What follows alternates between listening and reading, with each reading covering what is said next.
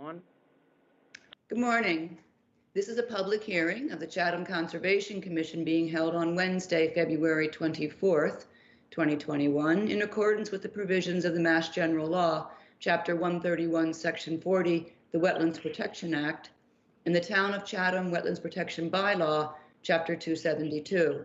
It's being broadcast live on Channel 18 and recorded for the archives. My name's Janet Williams, and as chair of the Conservation Commission, I'm opening this hearing at 9:03 a.m. Today's hearing is being conducted by remote video conference pursuant to Governor Baker's emergency orders prohibiting the gathering of large groups of people during the COVID emergency. Every effort's been made to ensure that the public can adequately access the proceedings as provided for in the order. The agenda and copies of all documents for review today have been posted on the town website. To all participants, please check and make sure you have muted yourselves to avoid any background noise or feedback. Remain muted until you are speaking. If you're on the phone, you may mute it by pressing *6 and then press *6 to unmute. As we consider each matter, I'll be asking for comments and questions from participants on the call after the commissioners have had an opportunity to ask questions and provide comments. If you wish to ask a question, please unmute yourself and announce your name and let us know that you wish to speak. Today, we are joined by our newest member of the Conservation Commission, Karen Lattin. Welcome, Karen. We are very happy to have you. And thank you. Thank you for your willingness to serve the community in this way. It's very much appreciated. Thank you very much. And as we have been doing through this emergency, all votes today will be by roll call. And so that we have a record of the quorum of commission members attending today, I'll now ask each commission member to indicate their presence on the call by stating their name and present. Commissioner Rawls. Rawls, present. Del Vecchio. Del Vecchio, present. Clark. Clark, present. Lattin. Lattin, present. Okay, thank you. So we have a quorum today. Commissioner Joe Kitts is still on an extended leave, but we do have a quorum. We also have one request for a continuance that was filed late. So if you are here for the hearing on 201 Old Harbor Road, please know that that will not be heard today. That will be continued when we get to it in order. And with that, Paul, I think we are ready to go to the first item on our agenda. Thank you, Madam Chair. Good morning, everyone. For the record, Paul Whiteman, Acting Conservation Agent. First on the agenda today is a request for determination of applicability. 366 Sea Pine Road, portion of Sea Pine Road layout by the Boston Gas Company, care of Andrew Shelby and Cove Point LLC. Proposed extension of an existing gas main in the turnaround of the road layout. Proposed installation of a residential gas service at 366 Sea Pine Road, assessors map 13K, parcel HC24.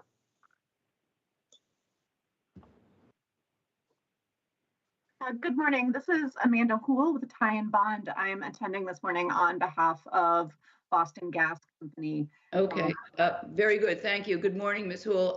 Just before you get started, I'm going to ask other folks who have their cameras on to please turn off your camera until it's time for you to speak. It tends to take up a lot of broadband space and cause some delays. So Charlie, that goes for you too, since you just came back. If you can turn off your camera, that would be great. Okay, Amanda, back to you. Thank you. Thank you very much. Good morning. The summary that you just read pretty much encapsulates what the project entails. It's essentially just a residential gas service connection to an existing residence at the end of Sea Pine Road. The residence is currently under construction for a remodel under an existing order of conditions. We did reference that in our submission. So the property is an active construction site. The main extension will extend within the existing paved roadway. A portion of that will fall within the flood zone, and another small part of the work will occur within the 100-foot buffer zone. The gas main extension itself within the roadway is approximately 330 linear feet, while the service connection up the driveway to the front of the residence is another 129 linear feet. The pipes will just be 1 or 2 inch PVC. They will be trenched below ground in a 2-foot wide trench, approximately 3 feet deep.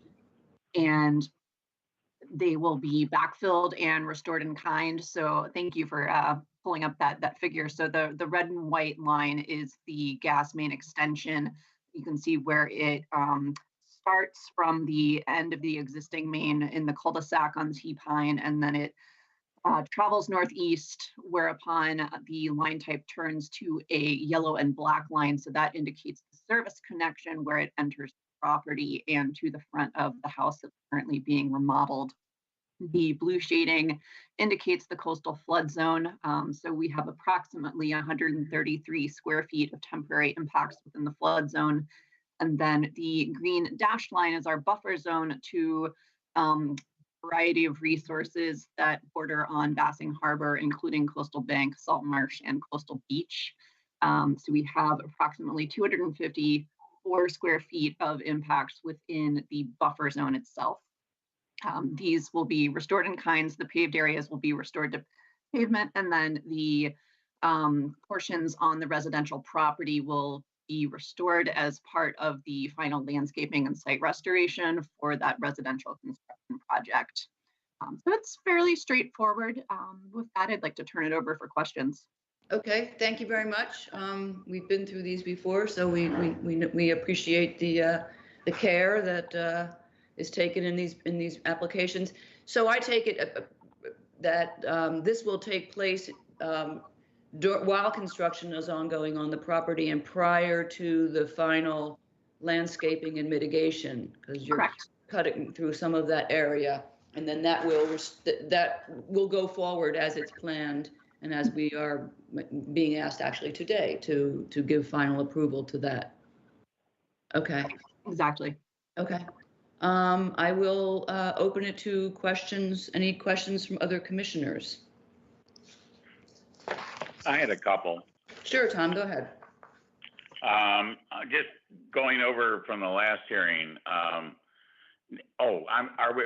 we just talking about the gas main for now? Just the gas main. Okay, then I don't have any questions. Okay. Their presentation answered all my questions. Okay. Anybody else? Janet, I just have a couple of questions. Yes, Tom. Yes, Bob, go ahead. Amanda, how long will this take to install this, dig the trench and install the line and then backfill? Yeah, that's a great question.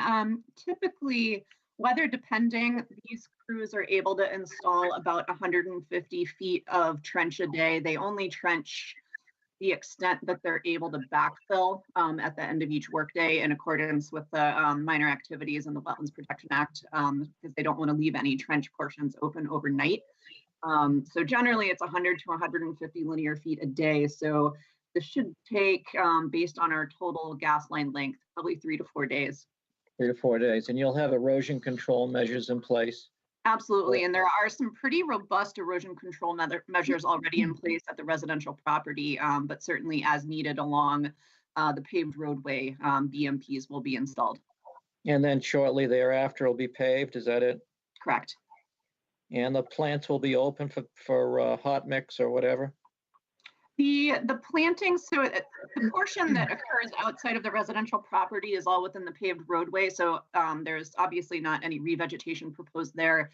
And we did not specify planting on the residential property as that is anticipated to occur in accordance whatever the final landscape or restoration design plan is under the existing order of conditions for that property. Yeah, I was talking about the pavement and the new asphalt, the plants, the asphalt. I'm sorry, I heard you. Yeah. That's okay. Typically, they can cold patch. I would need to get a little more information, but typically once the plants open it's when they start to kick off work and hit a lot of these projects full steam ahead, but they are able to cold patch as well. Okay, cold patch temporarily until the exactly. asphalt, hot asphalt comes in. Okay.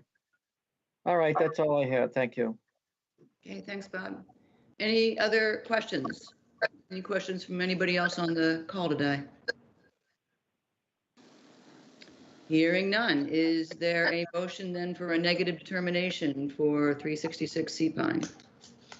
Rawls, I move for a negative determination.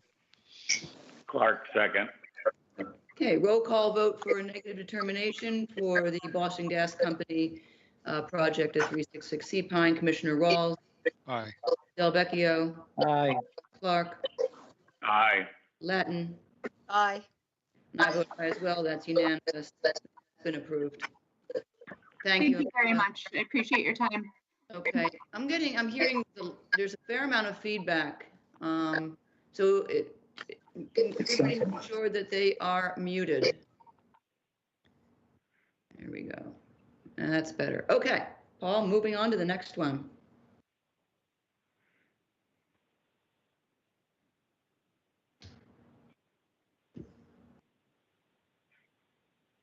Paul, you're muted. You're muted too. Everybody's muted. Oh, sorry. That's okay. There we go. Yep. Next on the agenda, 75 Old Saltworks Road. This is an RDA. Douglas and Tracy Grafton are the applicants. Proposed replacement and enlargement of an existing patio adjacent to the dwelling. Previous patio has already been removed. Assessors map 13M parcel C39. Good morning, John O'Reilly, representing the Grattons. Morning, Mr. O'Reilly. I believe the Grattons are on the call as well, so they'd be ready for any questions the commission may have. But we filed the RDA, as Paul outlined, to reconstruct an existing patio area to the rear of the building. The resources that we're dealing with is land subject to coastal storm flowage. The property is within it is below the land subject to coastal storm flowage, so the entire property is subject to the resource. The existing patio, which was removed inadvertently or unbeknownst to the owner, he was planning to remove it and then enlarge it slightly. He was asked to stop all work, which he did, and he's hired us to prepare the site plan and prepare the RDA. So basically, we're asking permission to reconstruct the patio in the same general location as the previous patio. The previous patio was about 475 square feet. 490 square feet, where the proposed patio has been basically squared off house, and we are now looking for 575 square feet. There is no fill necessary. It's a patio at grade. No increase or decrease of flood volume for the property. So I would, at this point, I'd be happy to answer any questions the commission has. Okay, thank you, Mr. O'Reilly. Just wanted to confirm for the record that the new patio is going to be dry laid and set in sand. That's correct. It will be a dry laid patio, not wet set. Okay. Okay. Questions from commissioners? Bob Rawls, do you have any questions, Mr. O'Reilly? Yes. Was the patio that was there also dry laid or not? I don't know that answer. When we got involved, the previous patio was already gone and there was just rubble there. Okay. I don't know if Mr. Grattan is on the line. He can confirm that. Hi, this is Doug Grattan speaking. Yes, the previous patio was also dry laid. Okay. All right. So I guess for a floodplain, there are no, correct me, Janet, there are no performance standards, town performance standards that we would look to. Well, there's land subject to coastal storm flowage. Well, yeah, but I guess I don't see any specific language in the application that talks about, item by item. Yeah, because it's a RDA, the position that's taken with the application is that there is no impact on the resource area from the project. So they wouldn't do a performance standards analysis because there's no order of conditions. Right. So there's no mitigation offered, proposed, and there's no I mean, since it's dry late, I guess we can assume, and it's a modest amount of increase, that the impact to the ability of the land to absorb water is not significantly impacted. So I guess I don't have any real issue with it. Okay. Okay, Bob Delvecchio, any questions? I had a question about the base material. It's 3/4 inch bluestone right now. How deep is that bluestone?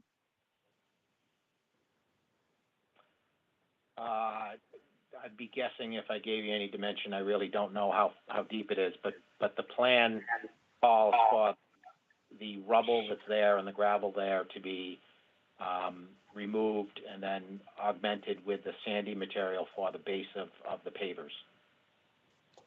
So there's going to be sand over. I think there's going to be sand laid over the bluestone, if I'm not mistaken.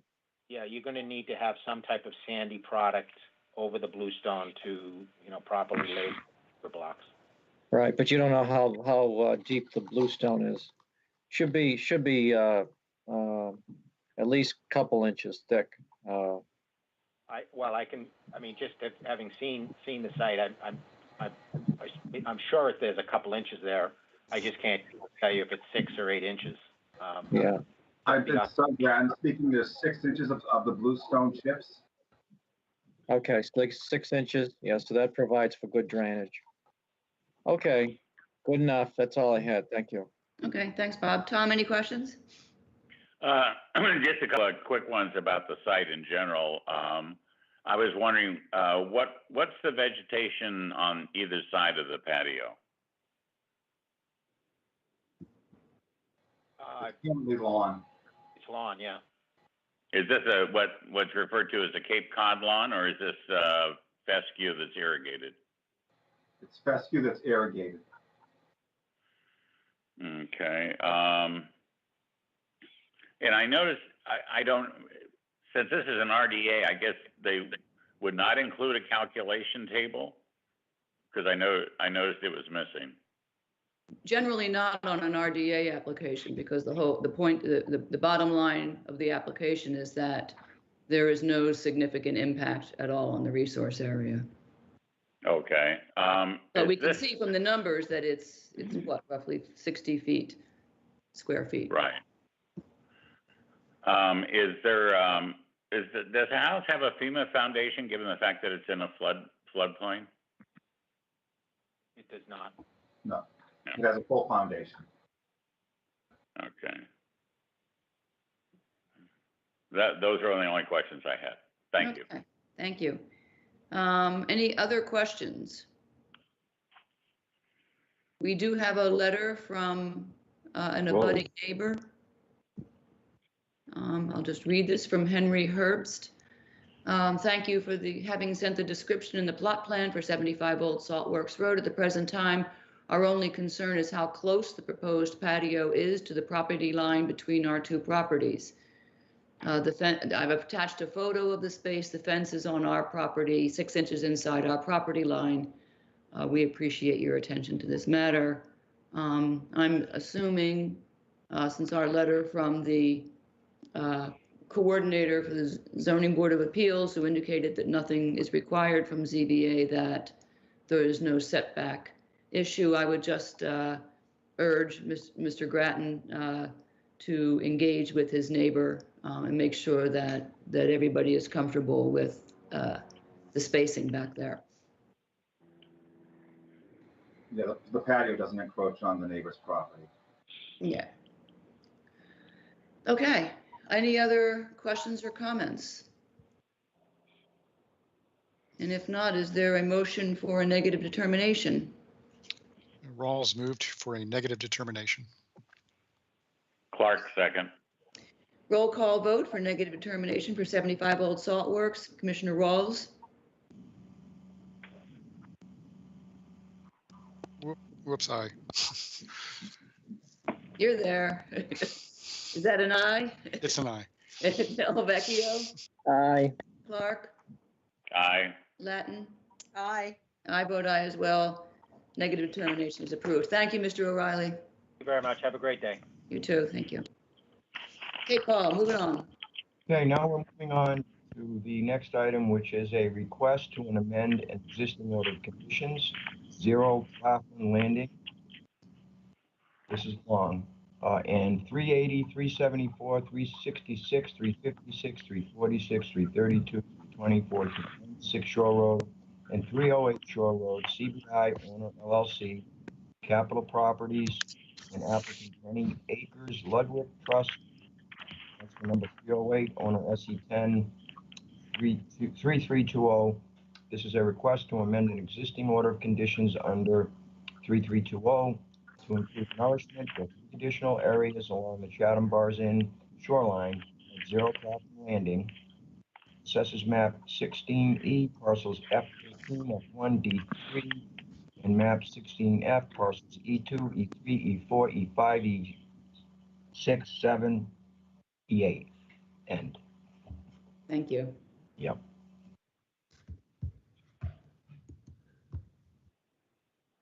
Hi, thank you, Paul. This is Charlie Agro with Coastal Engineering on behalf of Chatham Bars Inn and the Ludwigs, which is their neighboring property that is also proposing beach nourishment. And right now we are proposing to amend the order of conditions, which allowed for beach nourishment along the Chatham Bars Inn shoreline in 2 areas here, as shown in the attached plans as the lightly dotted areas. We are proposing to amend that order of conditions to allow beach nourishment to occur at 3 additional sites. There's Area 1, which is on the Ludwig property between the 2 Chatham Bars Inn properties where beach nourishment is already proposed.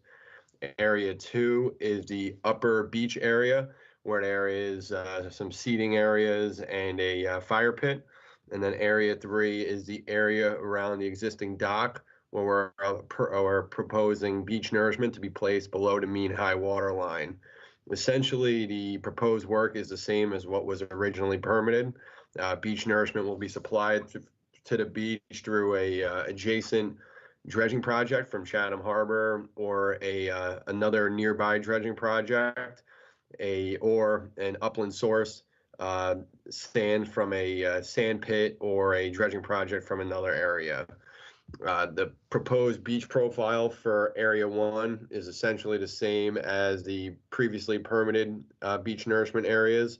The upper beach area is, again, a relatively similar beach nourishment design. It's a relatively low level increase and gradual sloping from the upper area back towards the dunal area.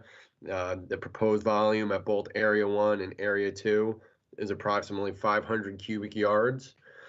Area 3, we're proposing to place nourishment below mean high water to make it easier to access the existing dock. Right now, due to beach erosion and higher high tides, there are instances where you basically have to get waist deep in water to get onto the existing dock. So we are hoping to replenish the beach in this area to counteract the erosion that's taken place, as well as supply more sand for the coastal beach to increase the shorefront stabilization. Recently, as I'm sure most of you are aware, there's been a new washout in the barrier beaches just across from Chatham Bars Inn, which leads to some concerns regarding the coastal resiliency of the shoreline in this area. And at this point, a shorefront protection structure, such as a rock revetment, is not permissible in this location.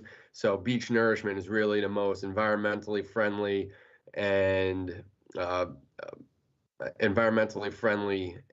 efficient ways of protecting the shoreline against ongoing erosion that is likely going to continue at a increased rate as the barrier beach continues to deteriorate. At this site, we have coastal beach, coastal dune, and land containing shellfish as resource areas. The coastal beach and the coastal dune will be enhanced through the beach nourishment project. The only nourishment area that's considered land containing shellfish is Area 3, below the mean high water line, which is an area that's suitable for blue mussels. The last time I visited the site, which was maybe 2 or 3 weeks ago with Ted Keon, Chatham Bars in Management, as well as some members from the Coastal Center for Coastal Studies. We did not observe any blue mussels in this area. As stated in the Division of Marine Fisheries letter, if at the time of construction blue mussels are observed in this area, they can be removed.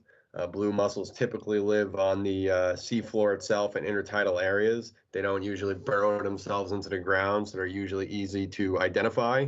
So if blue mussels are identified in the area, we can coordinate with the Shellfish Constable to reduce the impacts to the blue mussels. If there's any questions at this time, I'd be happy to answer them. Okay, thank you very much, Charlie. One quick question that occurs to me, and apologies if I don't know what I'm talking about, but is there an existing or is there a need for a Chapter 91 license for depositing below mean high water? That's correct. So Area 3 is going to require a Chapter 91 fill permit and an Army Corps fill permit for work below the mean high water and the annual high tide line. Okay. Areas 1 and 2 won't need any additional permitting. Okay. And I guess we'll just make some kind of reference to that. And I assume that since there are various options for the source of the material, depending on the availability, I suppose, in the dredging projects, no matter what sources ultimately, you'll continue to adhere to the DEP guidelines on beach nourishment as to compatibility and size and quality and all of that, that I believe is already in that order of conditions. So it will continue to apply. That's correct. And hopefully in this case, we'll be obtaining sand from a dredging project in Chatham Harbor. Mm-hmm. And typically a project in Chatham Harbor is dredging new sand that's accumulated from erosion that's taken place at the adjacent beaches. So it's usually very good quality beach sand that's coming out of these dredging projects. So it's very compatible. It essentially is the same sand that's on the beach here. And if an upland source is used, we'll do grain size analysis to determine that it is compatible. Okay. And I will double check, but I presume that the order of conditions already has in it requirements that if you are using an upland source, that's coordinated with the conservation agent before the activity is conducted. Get the approval. Okay. And so 500 cubic yards for area 1 and 2. And what's the volume for area 3? Area 3 is 1,800 cubic yards. Okay. Okay. Before I open for questions, we have 2 letters, and I think I'm going to read them first because they may address some issues that folks have. The first is from Renee Gagne, the Shellfish Constable. I've reviewed the request to amend CBI's existing beach nourishment permit to include additional areas along Chatham Harbor shoreline and offer the following comments. Proposed areas 1 and 2 on the sketch plan dated 1/29/21 are located above mean high water and will not impact existing resource areas adjacent to the Chatham Harbor shoreline. Proposed area 3 is located below mean high water and extends into a mapped shellfish resource area. Blue mussels and soft shell clams have historically been located within this area. Currently, there are no discernible shellfish within the zone. Additional placement of beach compatible material of 1,800 cubic yards should have minimal impacts and may well establish desirable habitat for shellfish recruitment. And there's a letter from Ted Keon, which I'm not seeing in my folder. Paul, do you actually have you referenced? Could you have that letter? You can look for it elsewhere, but I'm not, for some reason, it's not in my Dropbox. Up there and renamed it. Let me see if I can find it. Right at the top. It says Zero Claflin, Ted Keon comment. Oh, okay. You don't see it? No? Nope. Can you read it then? For some reason, I'm not seeing it. Hold on. I'm gonna mute first. Okay. Yeah, I don't see it either. Oh, there it is at the bottom. I see it. It's Ted. It's under. It says Ted Keon comment. Yeah, it must have got moved to the bottom. Sometimes they automatically relocate themselves when you add something in. Okay, I can read it since now I've pulled it up. I found it. Okay. Good. Less work for me. Thank you. Yep. So this is from Ted Keon, the Director of Coastal Resources for the town of Chatham. Chatham Bars Inn is requesting an amendment to their existing order of conditions to expand areas for replacement of beach or dune nourishment along the Chatham Harbor shoreline. The amendment includes, among others, a private parcel not included within the previous nourishment template. I have reviewed the request and visited the site and support their efforts to enhance nourishment opportunities along this area. The Commission is familiar with the erosional pressures impacting the mainland shoreline in Chatham Harbor, which has been exacerbated by the continuing development of North Inlet. Erosion has accelerated along the CBI beachfront over the past several years as more wave energy reaches the mainland. In addition, there's no appreciable longshore sediment source along this section to offset continued loss of beach and dune material. The recent dune breach on North Beach Island, directly opposite CBI, only heightens concerns about further storm energy impacting the mainland. Therefore, the Nourishment project is necessary to partially mitigate ongoing recession of the beachfront. It's noted that the amendment request includes placement of beach-compatible material below mean high water in the vicinity of CBI's seasonal pier. The area has had considerable recession, and much of the now exposed intertidal area had previously been buried under a beach and a dune. Any intertidal habitat impacts resulting from the placement should be minimal and temporary and will likely become reestablished just seaward of the placement area. So that's that one. And with that, I will invite other commissioners to chime in with questions or comments. And Janet, we did receive a comment letter from the Division Marine Fisheries, and I did just forward that to you. I don't know if you had a chance to see it. I think Paul was on the email from the Division Marine Fisheries. Yeah, we didn't post that. You referenced it earlier, but I think that it correctly states what the position of the department is. Okay. I've got it here. I'll just read the comments. The Division of Marine Fisheries offers the following comments. Disposal of beach fill in the intertidal area should be consistent with DEP's Beach Nourishment Guide, March 2007. Beach material should be of equal grain size and appropriate slope to avoid premature loss from the beach and impacts to near shore bottom habitat. The proposed beach nourishment for Area 3 will occur in intertidal habitat. This area is mapped for blue mussel habitat. The proponent should consult with the Shellfish Constable to determine if the shellfish should be moved prior to fill activities. We heard from her there aren't any. A portion of the dewatering basin appears to be within the existing intertidal area and near the coastal dune. DMF recommends special care be taken so the dune is not impacted. Finally, the project narrative estimates that approximately 1,800 cubic yards of sediment will be placed within the intertidal area and land containing shellfish in Area 3. These areas are mapped shellfish habitat and identified as EFH for winter flounder. Any impacts, habitat loss from fill activities should be accessible for mitigation. All of those, as usual, will be included in the amended order of conditions. Okay, now back to questions or comments from other commission members. Bob? Oh, go ahead. Yeah, I do. I have, obviously the notable item about this one is Area 3, where we're putting sand below mean high water. Is that area that it will be restored to the same area that it historically has been, more or less, or the same? It's hard to say without survey data from the previous survey data from what the beach used to exist as. I think the short answer is most likely yes, and the beach probably existed even further seaward historically.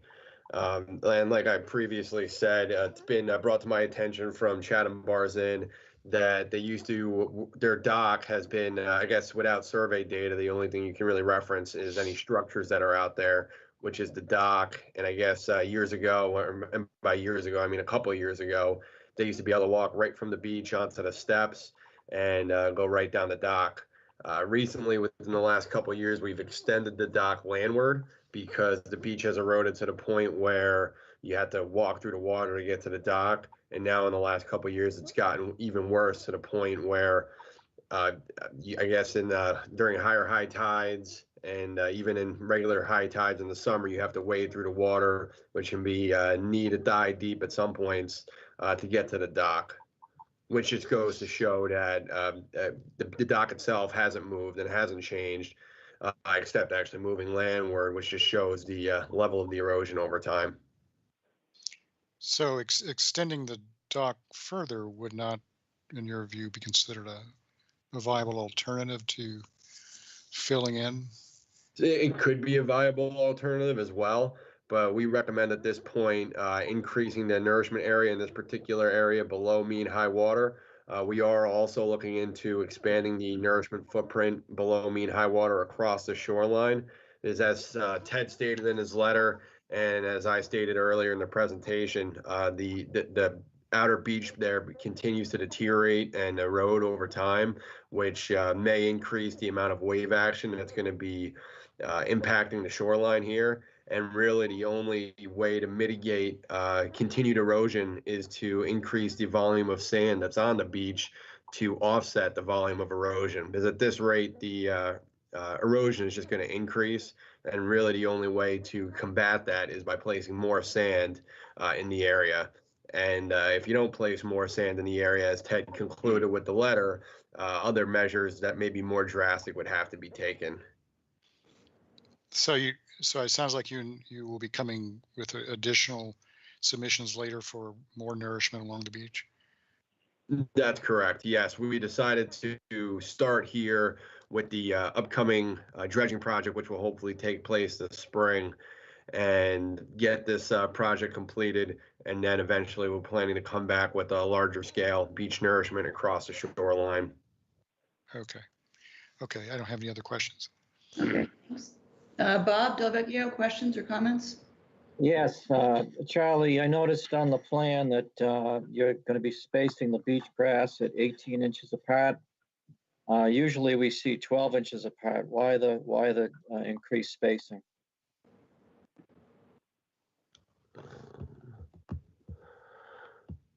I'm just looking to see where that is. I think that that's probably a typical note that we've used in the past. I don't necessarily. So the only places where beach grass would be planted is in the dunal area and any areas that are affected due to access. Access to the site will be from Claflin Landing, which was previously permanent on the original order of conditions.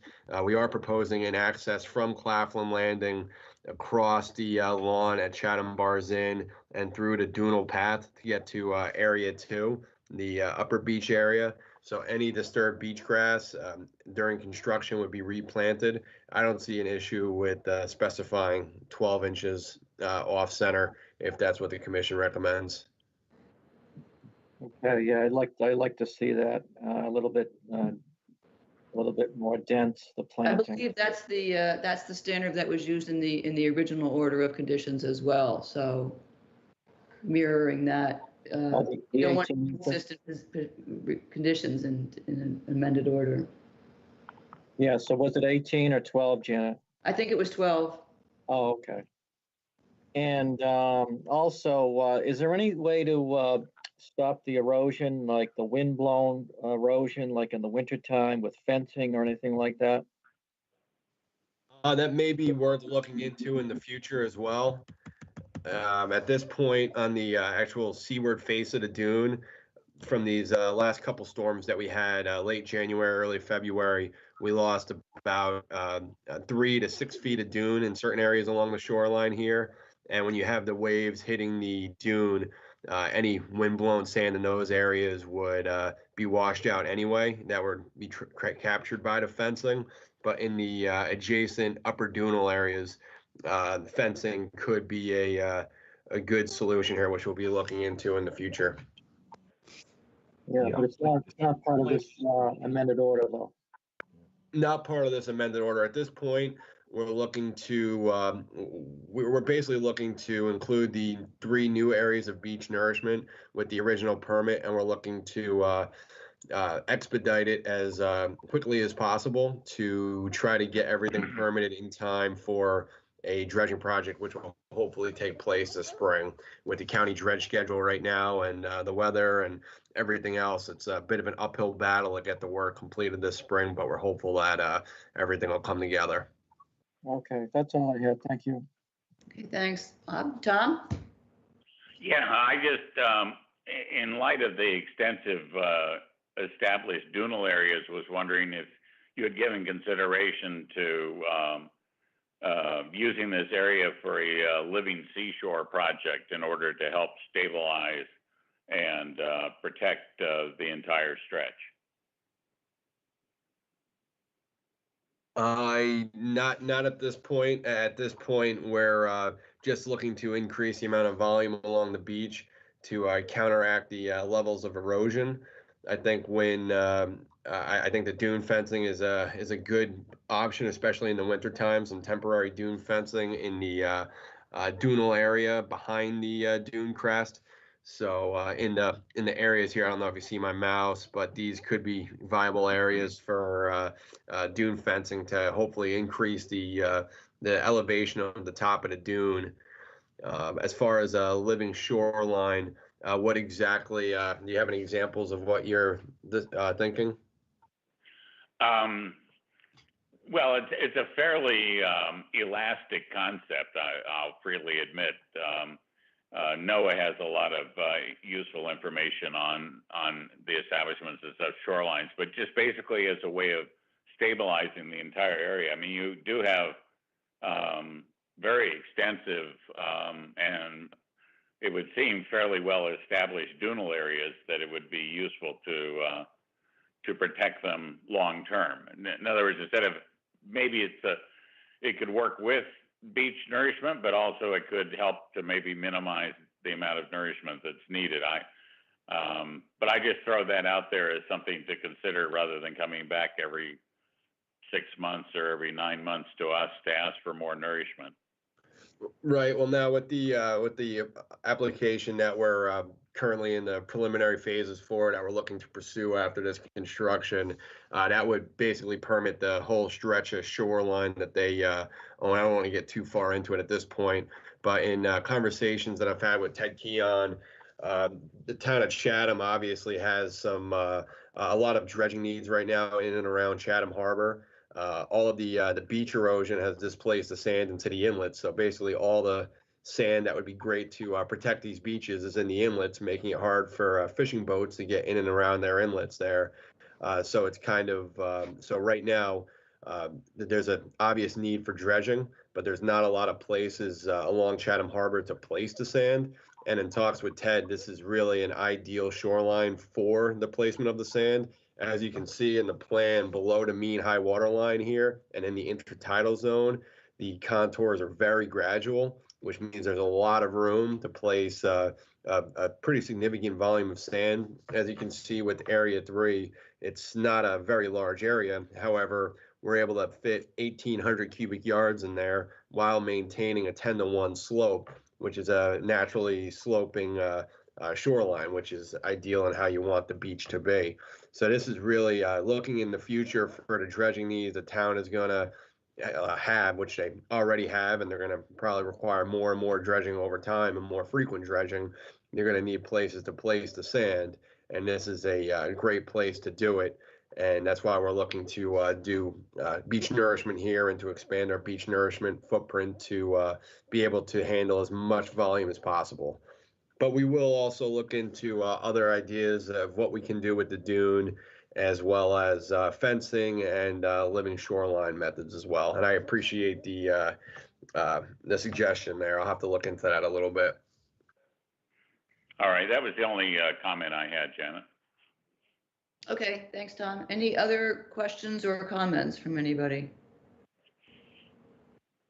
All right, I think this is probably ready to go forward to the work session on March. We're into March already. 3rd for the amended order of conditions. Is there a motion to continue to March the 3rd? Rawls moved to continue to March 3rd for orders of conditions. Is there a second? Second. Thank you. Roll call. Sorry. It's okay. Roll call vote to continue this to the March 3rd work session for an amended order of conditions. Commissioner Rawls, Aye. Delvecchio, Aye. Clark, Aye. Latin. Aye. I vote aye as well. That's unanimous. Continue to March 3rd for the order of conditions. Thank you, Charlie. Thank you very much. Have a good day, everybody. You too. Okay, Paul, ready to move on? We are moving on to notices of intent now, Madam Chair. The first one on the agenda is 210 Fox Hill Road, Timothy Smith, owner, Minglewood Homes, applicant. There is no DEP SE number. I just checked on this. There are others that came up, and I'll read those later. Okay. Proposed construction of pool and driveway, implementation of a land management plan at 210 Fox Hill Road, assessors map 10L, parcel M3. That's it. Okay. Good morning. Good morning. For the record, Thad Eldridge, the Southeast, Good morning, Thad. following up the site plan right now and Okay. proposed. So anybody who's been out there will see that there's a building that's under construction. This was specifically sited outside of the 100-foot buffer. Not only did the applicant want to get moving on the project, that's actually the best location for views on the site. We are now returning for a pool that's within the buffer, a driveway, and just to share, we did have a driveway proposed on the west side of the building or southwest side.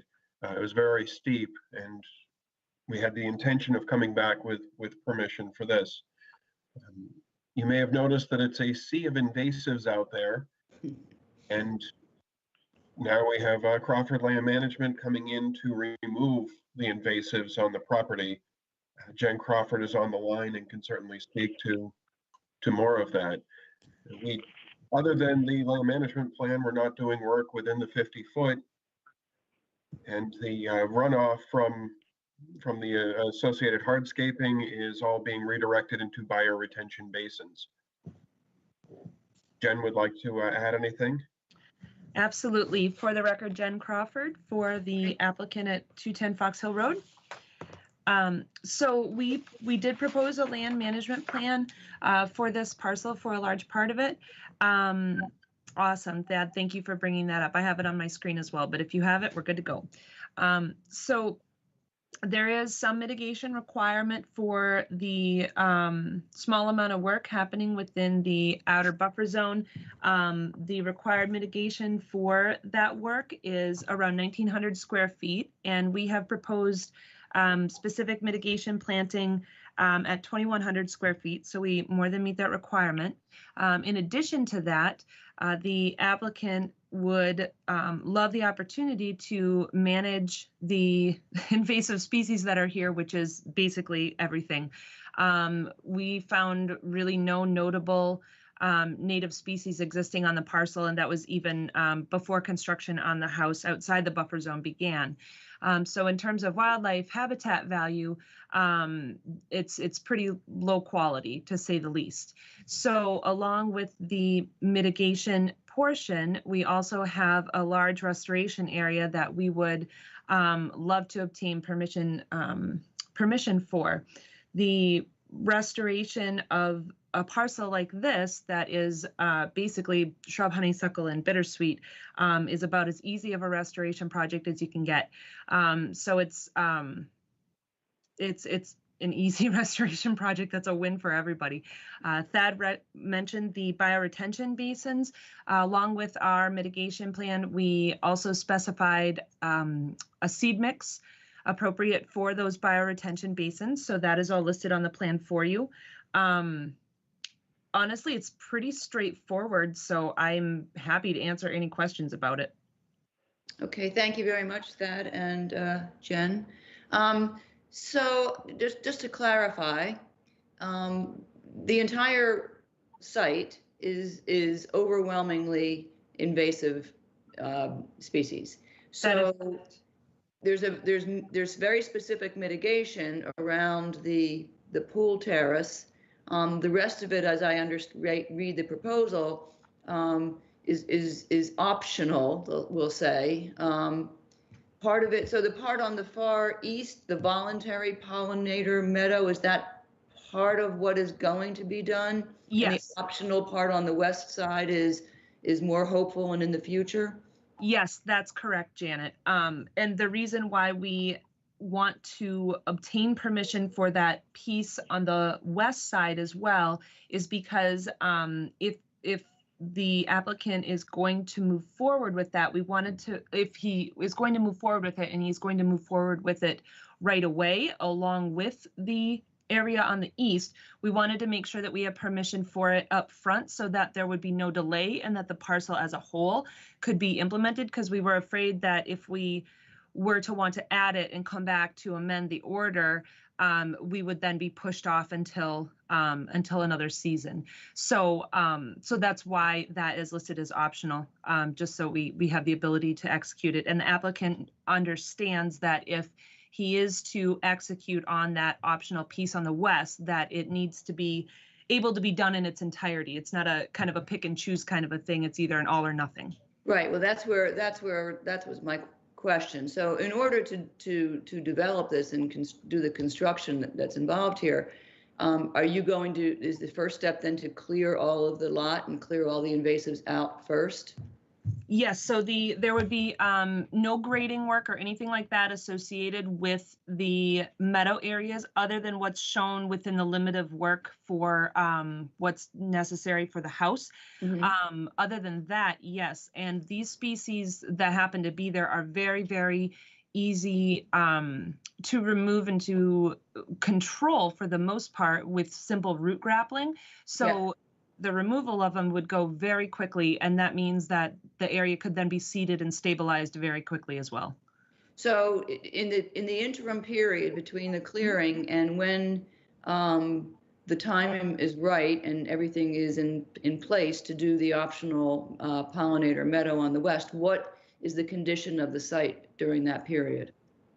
Ideally, if it can fit within the budget, it would be done all at once. If it could not be done all at once, the and the time kind of window, so to speak, during this coming spring season closed, the area on the west would have to wait until the fall or winter the following season in order to implement. But access to that area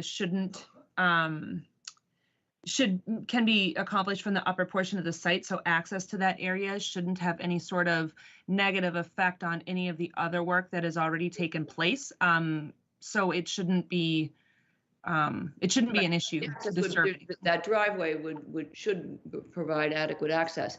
But is that western portion stabilized? What is the condition it's left in until the planting of the meadow gets going? Is it? It would have the same treatment. I'm asking those because honestly, I couldn't get into the site to see. And so I'm looking at the grades on the plan, and it's not exactly steep, but it's not flat either. So the question is, once you clear all of that, how do you keep it stable until such time as you plant it? Correct. So the entire area would get seeded directly after the removals. And then in the land management plan, I did talk about, and I think there are notes on the restoration plan as well, but basically what the general guidelines are is that any areas that have a greater than 3-to-1 slope would get biodegradable erosion control blankets installed. Yep. Any areas less would have straw wattles, but we also took the liberty of including if there are large areas that only have straw and not the actual blankets, that there would be straw wattles placed along with so that it can capture erosion. Okay. Any sort of erosion potential at 20 to 30 foot intervals. Okay. I just want to make sure, I did see all that. Just wanted to make sure that was applicable to this piece as well, that what you mean by optional meant only the ultimate development of it. Yes, that's accurate. Yes. Got it. Okay.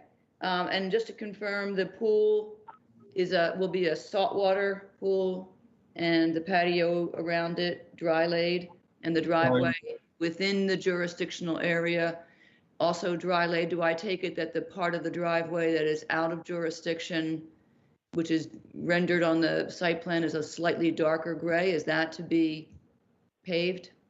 That is to be paved. We're dealing with a decent slope. That's a 10% driveway coming through. So Okay, we can't really get the pervious materials to adhere very well. okay. Driveway There's a coming. lot of driveway. It's a lot of driveway, but the area that is paved and, you know, is outside of our jurisdiction anyway. So I'm not gonna say anything about it because I got nothing to say about it. And I say right from the onset, I mean, we proposed a grass swale at the bottom of the hillside. So Yep. runoff would be directed to that. The original plan included bioretention basins for the stormwater runoff. So it's a decent application of concepts that we use at conservation all the time, but outside the jurisdiction. Yep, good. Glad to see all that in place there. I was happy to see all that. Okay, let me open it up to questions. I've talked enough. Bob Rawls, do you have questions? Yeah, I'm glad to see that this sea of invasives will be replaced by something else.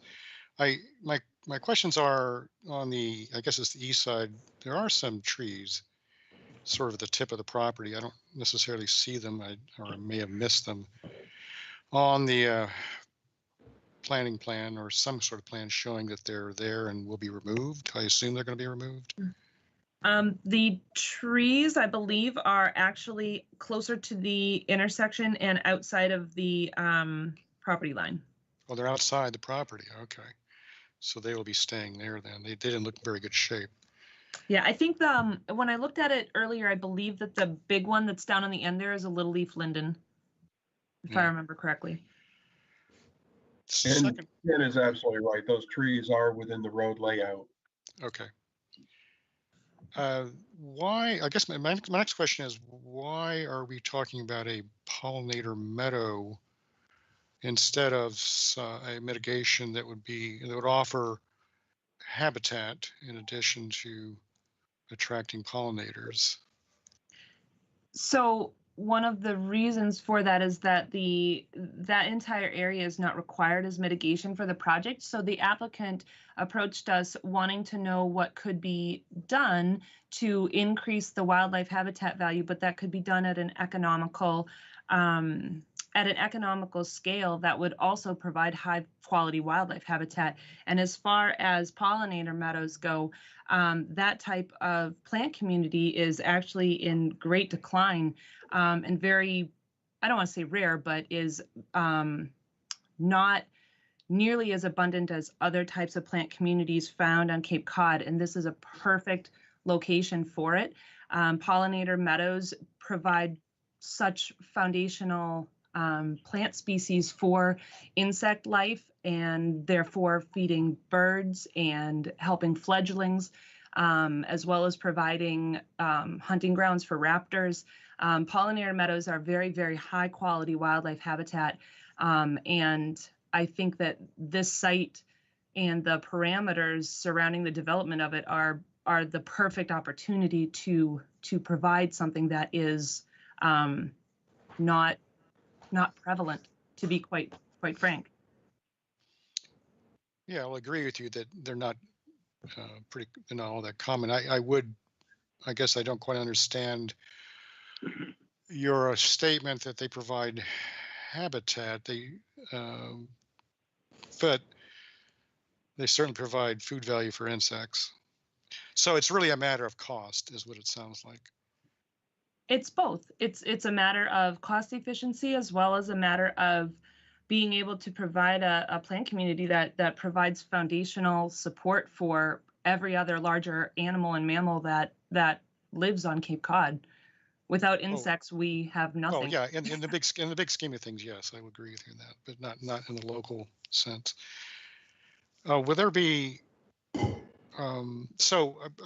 if we have optional mitigation areas, I'm trying to figure out how this would get handled in terms of a certificate of compliance. The applicant, let's say, chooses they don't have the funds to do that, and so how does that work? I guess I'll ask Janet this or Paul with how would that be handled with our orders of conditions. We would simply And whatever work wasn't done under the order, we would simply check off that work wasn't done, provided that that was acceptable under the order, and it sounds like it would be in this case because there's the option, so that's how it would be handled.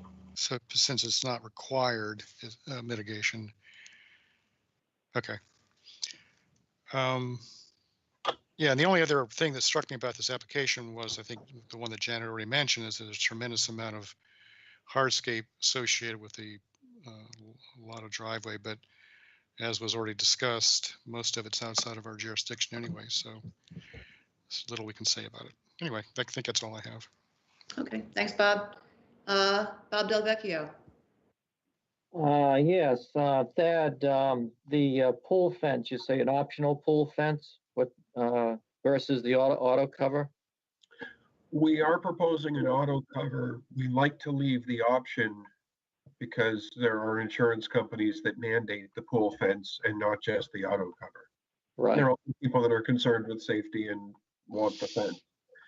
So we want to get it up there that we're here with the proposal for an auto cover, but the optional pool fence in case it's needed. yeah, okay. And other than that, when I did visit the site yesterday, I noticed the silt fence was down towards the rear of the lot. So that has to be fixed. There was some sediment bypassing it. So if that could be fixed, that would be wonderful. Okay. Other than that, I think it's a great project. I mean, especially if the invasives are controlled and, new plantings go in. So I think the project is an improvement over what's there now. So that's all I have. Okay, thanks. Thanks, Bob. I agree with that. Tom, questions or comments? Yeah, I'm a big fan of Pollinator Meadows.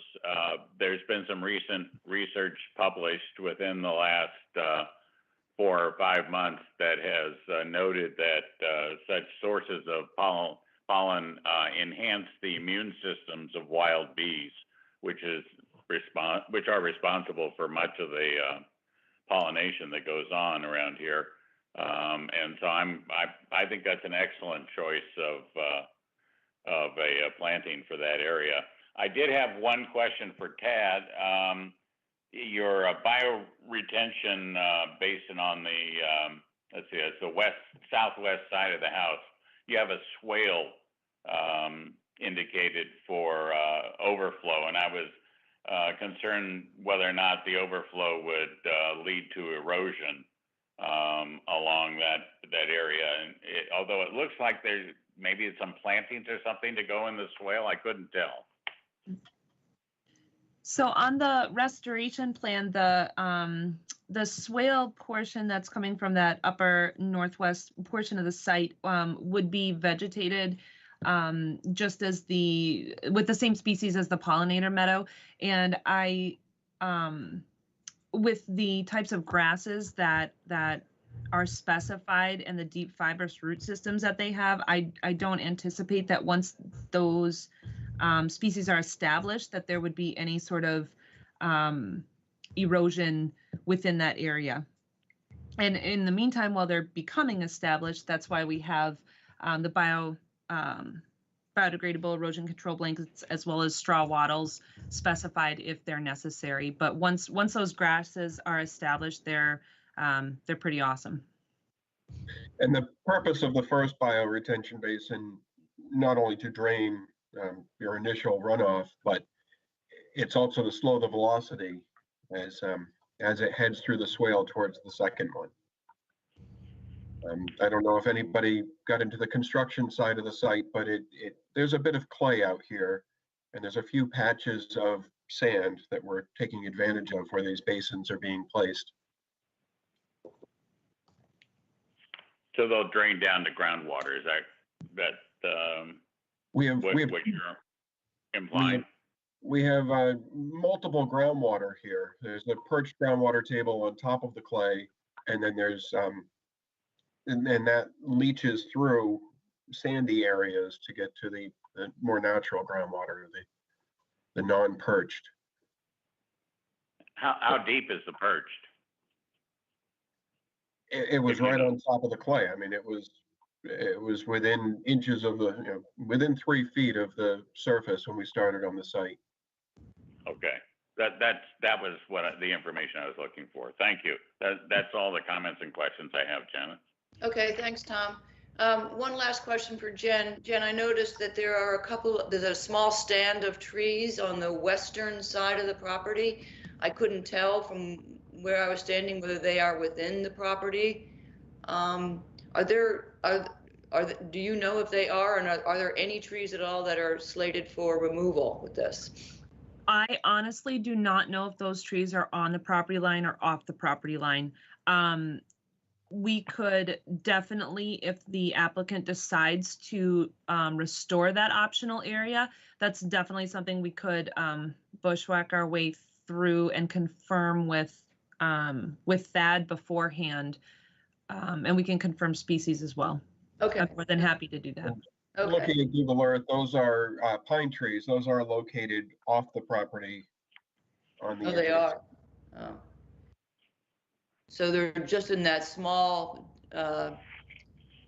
strip between the property line and the okay, and the wetland over there. Okay, I couldn't tell from the stand. Yeah. Okay, are there any other questions or comments from anybody? Hearing none, I think this is also ready to go to the work session on the 3rd for an order of conditions. Is there a motion? Yeah, Rawls move to continue the March 3rd work session for orders and conditions. Is there a second? Second. Thank you.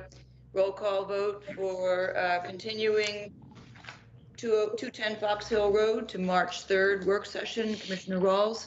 Aye. Delvecchio? Aye. Clark? Aye. Latin? Aye. I vote aye as well. That's unanimous. We will see you back on March the 3rd for the order. Thank you, Jen. Thank you, Thad. Have a Thank great you day. so much. Okay, Paul. Okay, moving on. Yep, moving on. Page 2. 28 Old Wharf Road, Alan and Tracy Schaefer Family Trust, Alan Schaefer trustee and Tracy Schaefer trustee. There is no SC10 number for this yet. This is proposed reconstruction of an existing driveway, construction of a new patio. Assessors map 16-1 or I parcel 18. That's the end. Yes, David Clark here on behalf of the applicant. Yes. Good morning, David. Morning. So as Paul stated, this is a landscape project. The resource area involved is a isolated depression off the southwest corner of the property. We located standing water there. We had Blue Flax design out there to look for wetland vegetation, but they did not see any wetland vegetation beyond the standing water that's there. So we show the 50 and 100 foot setbacks from where we observed standing water at the time we did the survey. And those are shown on the plan. So there's two basic elements to this project. One is the patio, which is off the northeast corner of the house. So only a small portion of the patio is within 100 feet of that wetland area. The second part of the project is to reconstruct the driveway. Back, I think is around 2001, 2002, there was a garage, a detached garage on this property down in the southwest corner, very, very close to this isolated wetland. And that was removed. But the driveway was pretty much still there, looking back at the historical photographs. There was gravel all the way to the southwest corner of this dwelling. And over the years, the grass has grown up through the gravel. But the primary problem with the driveway is that there's no turning area. And you literally have to back all the way out to Old Wharf Road in order to get out of this property. So the idea is to pull the driveway back to as far north as possible, remove the gravel that's still there underneath the grass, and replant that area. Executive landscape, it shows that the southwest corner of the property, the closest to that wetland, will all be revegetated with native material. And then we will establish a formal turning area and parking area on the north end of the property. So we feel that overall this is a benefit to the resource area. We're pulling back the driveway. We're removing the turf lawn that's there now, and revegetating that area to the extent the applicants want to keep the remainder of their yard. And I think we're providing more than 2-to-1 mitigation for the net increase in site coverage within the jurisdictional area. And that would be it. Okay, thank you. Is there anyone from Executive Landscaping here? I don't know if, I don't see that Kyle's on, but. Yeah, okay. Well, let me start at the other end. This one, Tom, do you have questions or comments on this proposal? Yeah, I just a couple of questions, which is the lawn that's shown going around the house. Is that, I assume that's not what's called a Cape Cod lawn. It's fescue. It is. It's not a Cape Cod lawn. It looks like it's been maintained as a turf lawn for quite a while. And it's all existing. What is? Oh, there's an indicator on the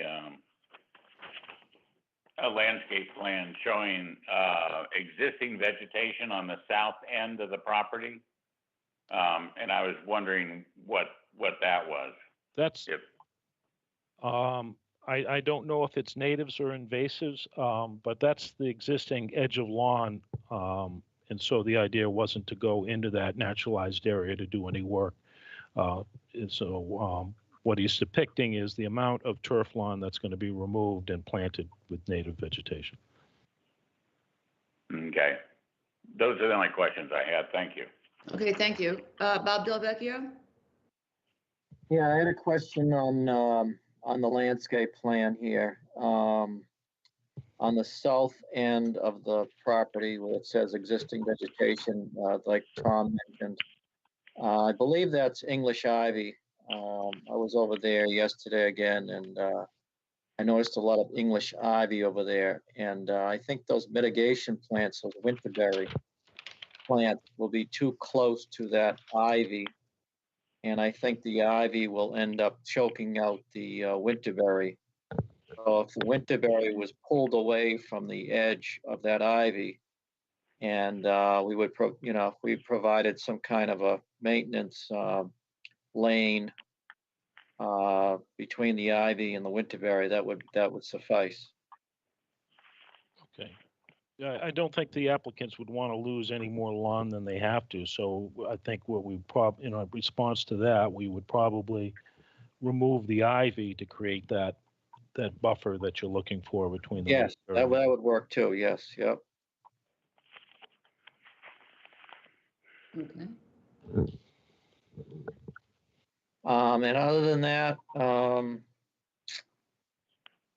I don't have anything more. I think that was my main concern, looking at that English ivy. Okay. All right, thanks, Bob. Bob Rawls, questions or comments? Yeah, a question I have is, this house was rebuilt or reconstructed in 2003 or thereabouts. Is that my understanding? Yes. So I assume that when that was done, there were mitigation areas No.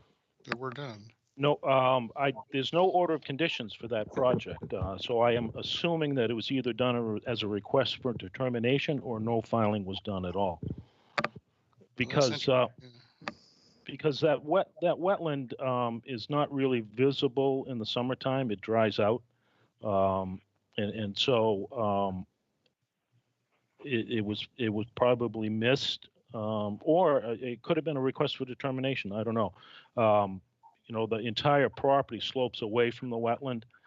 and the reconstruction of the house was pretty much in the same area as where the old house was.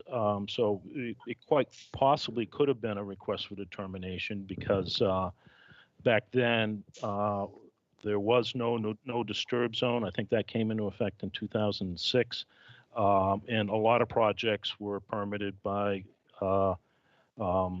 request for determination, particularly when there were no impacts to the resource area. Okay, well, yeah, that helps. I didn't want us to be approving mitigation in areas that were already mitigation areas. So you're probably right. It was probably in the same footprint, even though it would be useful to check it, to check that. Yep. So mitigation may not have been required. Let's see. It would be good, I think, in this particular case, though, with this new mitigation area, especially around what I call the front of the house, to demarcate this mitigation area so that in the future everyone understands that's what it is. No, that makes sense. Yeah. Okay. And even though it's outside of our jurisdiction, I was alarmed to see those 46 privets installed, which we all know is a bad thing. And so all it can do, I suppose, is just appeal to executive landscaping to consider whether or not there are alternatives. I assume what the applicant wants is a privacy hedge there, but there are things that they could use for that would not make use of an invasive species. But anyway, as I already said, we can't require it. So other than that, I have no other questions. Any other questions or comments? Okay. Then I think this one as well is ready to go to an order of conditions at the work session on March the 3rd. So is there a motion to continue to March 3rd for 28 Wharf? Okay. I think that the addition that the notes I put on here, the removal of the English ivy can go in the order of conditions. Do we need a note on the plan to that effect? It's not called out, so I don't know that. You're looking to have all the English ivy removed, or enough to create a buffer to the mitigation plan? It's the creation of a buffer of a zone to protect the. Right. That was my understanding. Yeah. Okay. I will check to see if Kyle has enough time to make the changes to his plan before next Wednesday. Just to caution the commission, we don't have a file number. So I was just going to say, we don't. This is all of these, the last one as well, and a couple more coming up. We don't have file numbers on them, so we're tentatively scheduling them for orders of condition, which we may prepare and then have to hold on to until we get the numbers. Okay. All right. So we can continue to March 3rd, and if the number is not in yet, we'll have to continue to April. Correct. Or whenever we get one, but we'll have Sure. and the work will be done, and they'll just be ready to go as soon as numbers are in. Okay. Okay. David, if you want to advocate, you could give DEP a call, leave a voicemail that you'd like to see an SE number on this. Okay. Okay? All right. Thank you. Yep. All right. Is there a motion to continue to March 3rd? I will. There's also the item about demarcation. Does that need to be reflected in any updated materials, or we just add that to you? It'll be in the order of conditions. Okay. Bob Rawls moved to continue to the March 3rd work session for orders conditions. Clark, second. All right. Roll call vote for 28 Old Wharf Road to continue to March the 3rd. Commissioner Rawls? Aye. Delvecchio? Aye. Clark? Aye. Latin? Aye. I vote aye as well. That's unanimous. Thank you. It's continued. Thank you very much, David. All right, Paul. Okay, next on the agenda, another notice of intent, 23 Oyster Pond Lane, Oyster Pond Trust, Anne Marie Wilkins, trustee. There is no SE number. Site improvements, coastal bank stabilization, stairway removal and replacement, connection to the town sewer system, installation of a pool, backwash, dry well, and irrigation well, assessors map 12E, parcel JD1. That's it. Good morning. For the record, Sean Riley, Coastal Engineering, representing the applicant. Just to give you a little background on this project, we were contacted by Wilkinson Ecological Design, who had done a restoration project several years ago on this coastal bank to remove invasives and to plant native vegetation. There were two significant rain events, one in the fall and one in the winter, that left the bank with some severe erosion. I'm just going to try to share my screen. Okay, you control it. Okay. So for anybody that went out to the site, there's been some severe erosion. There's some trap rock that's on the slope, and the stair has collapsed in some areas. It's been completely undermined. We went out to the site, took a look at it. It wasn't your typical toe scour where wave action comes up and scours the toe of the slope, causing slides from the upper portions. This was completely from the bank itself or from above the bank. We didn't see any runoff coming down over the bank. So we decided to meet with Callie out on the site right before she left, and worked it through with an administrative review with the chair and with Callie, and then transitioned it to Paul to coordinate to go out to do an investigation to try to evaluate where the source of the erosion was coming from. We got the administrative review approved, went out there with a mini excavator and the contractor, peeled back the area in the photo at the top of the bank to see if there was anything within that area. We found an old dry well and piping that were at the top of the slope immediately above the erosion. We found a clay layer that was also contributing to the runoff being diverted through the side of the bank. You can see some of the very wet areas at the top of this slope. So there are a number of contributing factors into the erosion. You see this trap rock that is in the photo, and this is back in 2016. Prior to the erosion, you could see the trap rock in these photos. We don't know how or when the trap rock was installed on the slope, but it was there before Wilkinson did their work.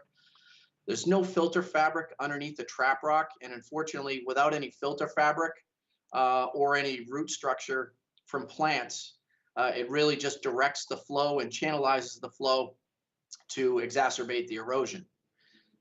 So we've come forward with this proposal to address some minor things within the 50-foot buffer, which include a sewer tie-in to the town sewer, the installation of an irrigation well, and to address some issues with the backwash dry well for the swimming pool. But the major portion of this project, and the reason why we're here so quickly after the admin review, is to address the ongoing erosion of the coastal bank and the collapsed stair. We have not fully designed the stair. We're hoping to get the order of conditions to get going on the repair of the slope, and then come forward with a field change or field plan change to provide you with a final stair design that would be more appropriate for this slope after it's stabilized. So we would go in, we'd cut up the old stair, remove the old stair, which would give us the ability to get below the stair to address and remove any of the trap rock, any of the debris that's under the stair, to repair the slope, to address the soils that have run down onto the lower area that have come out of the bank, to clean all of that up, to address the area underneath where the stair is removed from, to blanket that slope and then to seed it so that we can repair the slope and prevent any further degradation of that slope. And in the meantime, complete our design and come back to you with our final design for review and approval. So with that, I'll open it up to any questions you may have. Okay, thank you very much, Sean. Can you just clarify again, because I'm still a little bit confused about, I understand the underground pipe and the clay layer as having played major roles in the drainage problem that led to basically blowing out the side of the bank here. But what was the source of the water, and how is that being addressed going forward? That's a great question. So we ran cameras through the drain pipes for the roof runoff. We found a dry well that's located out in the middle of the yard that is a newer dry well that looks like it replaced this dry well. And so part of the repair will be to replace some of those crushed HDPE pipes that were essentially not making it to that dry well. And what they were doing, approximately 18 inches below grade, was a clay layer. So anything that was going down and was supposed to get into that dry well that's below that clay layer was ending up getting onto that clay layer and then was diverted out the sidewall. Right in here is where, if you could see this photo, right in here is that clay layer. So essentially, instead of going down into the ground further back from the slope, it was diverted on top of that clay layer out along the pipe that leads out to the dry well that's within this area, and then basically was finding its easiest way out the slope and out the bank, which was through this trap rock. And then once you have a void and an opening, any of the water that's localized in that area will find its way to that opening and out the side of that slope. So it was a number of different factors. Roof runoff that wasn't being directly diverted to the dry well was contributing. The clay layer, any of the runoff that was coming through the ground was hitting the clay layer and then coming out the side slope. So as soon as it started to erode, it was a kind of a multifaceted effect that it just contributed all at once to this catastrophic failure. Okay. So we're going to repair the dry well. We're going to pull back and peel out some of that clay layer to allow the anything that's coming down from the lawn area to infiltrate into the sand layer below, rather than being diverted out to the coastal bank. And is the area that the clay layer covers, is that, it's not marked on the plan? Is it throughout the entire area? It is through the entire area. Let me pull up the plan. Can you see the plan? Not yet. All right, let me share the plan.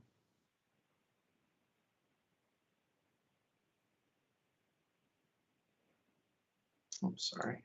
It's okay. All right, can you see it now? Yep, okay. So the dry well, let me zoom in here. The dry well was right at the top of the slope. The pipe was leading back. It looked like it was an old system for the roof runoff. The dry well is now up in this area with a pipe leading back to a downspout here and another downspout over here. This pipe that leads to the dry well was crushed. So anything that's getting into the ground was basically going on top of this clay layer and then working its way out to the first place that it could find to get out of the slope. And once it found that area, it just opened up, and anything that was going along the clay layer would find its way, instead of going through the slope of the heavily vegetated, loamed areas, it would find its way through the sandy areas of the opening. So the clay layer does go back.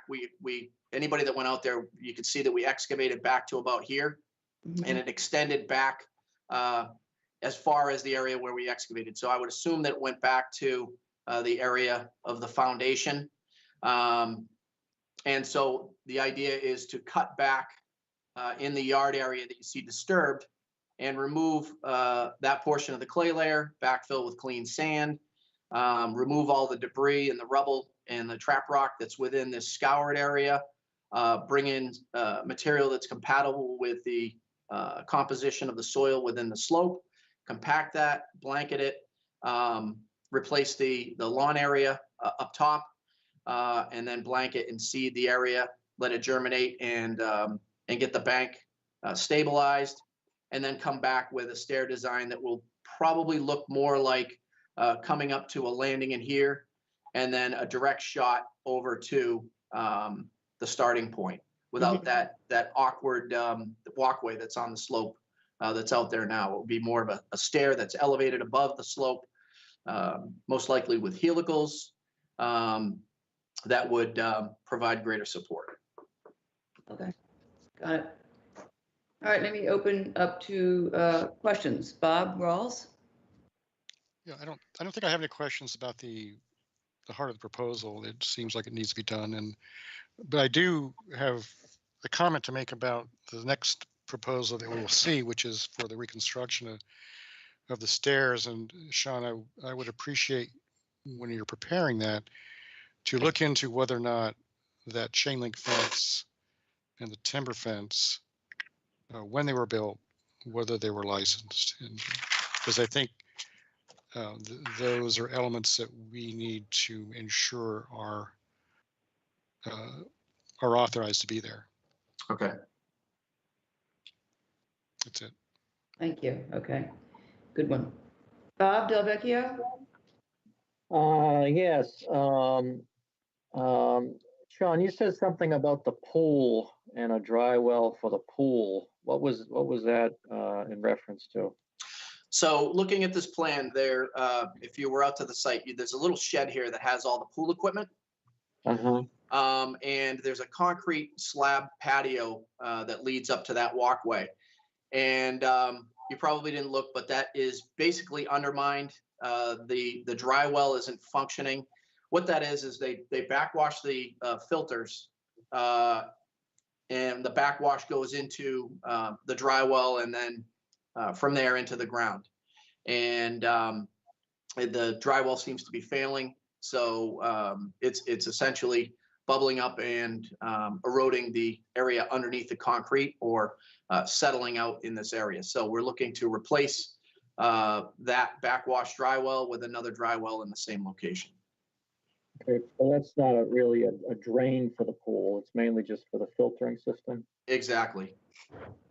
Okay, and the other question I had was the when you revegetate the bank, instead of using like a seed mix, I don't know what you were planning on, like a conservation mix, maybe you were planning to use to revegetate that. Why not use beach grass, for the deeper root system? Yeah, is Katrine on the call? Or Steve?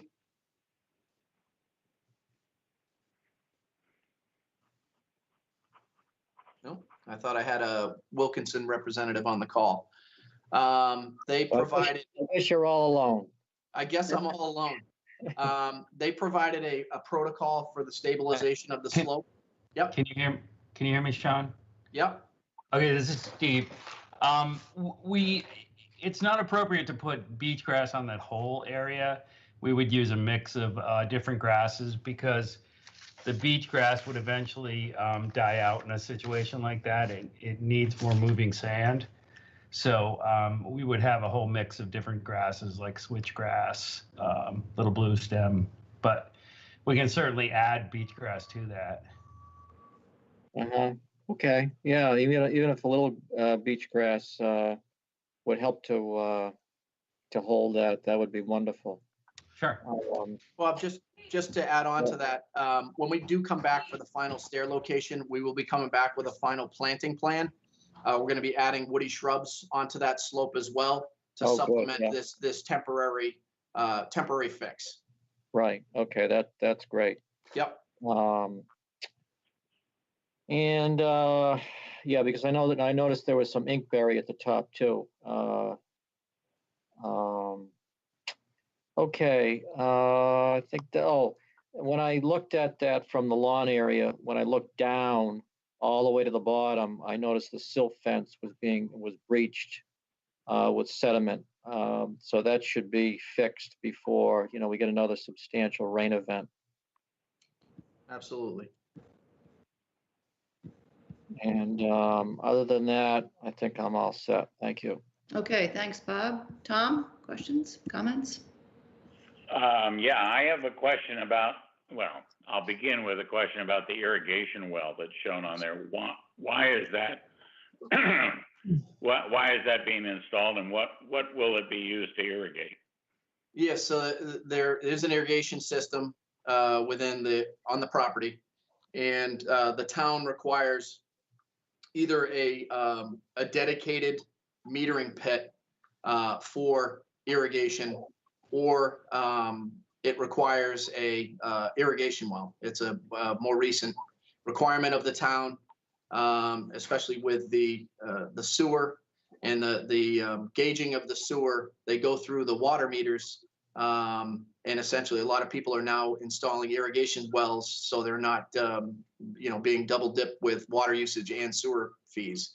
So you're going to see a lot more of these irrigation wells being installed, if you haven't already, in the town of Chatham. So it's to address the existing irrigation system. There's no expansion or reworking of the irrigation system. It's just a new water supply.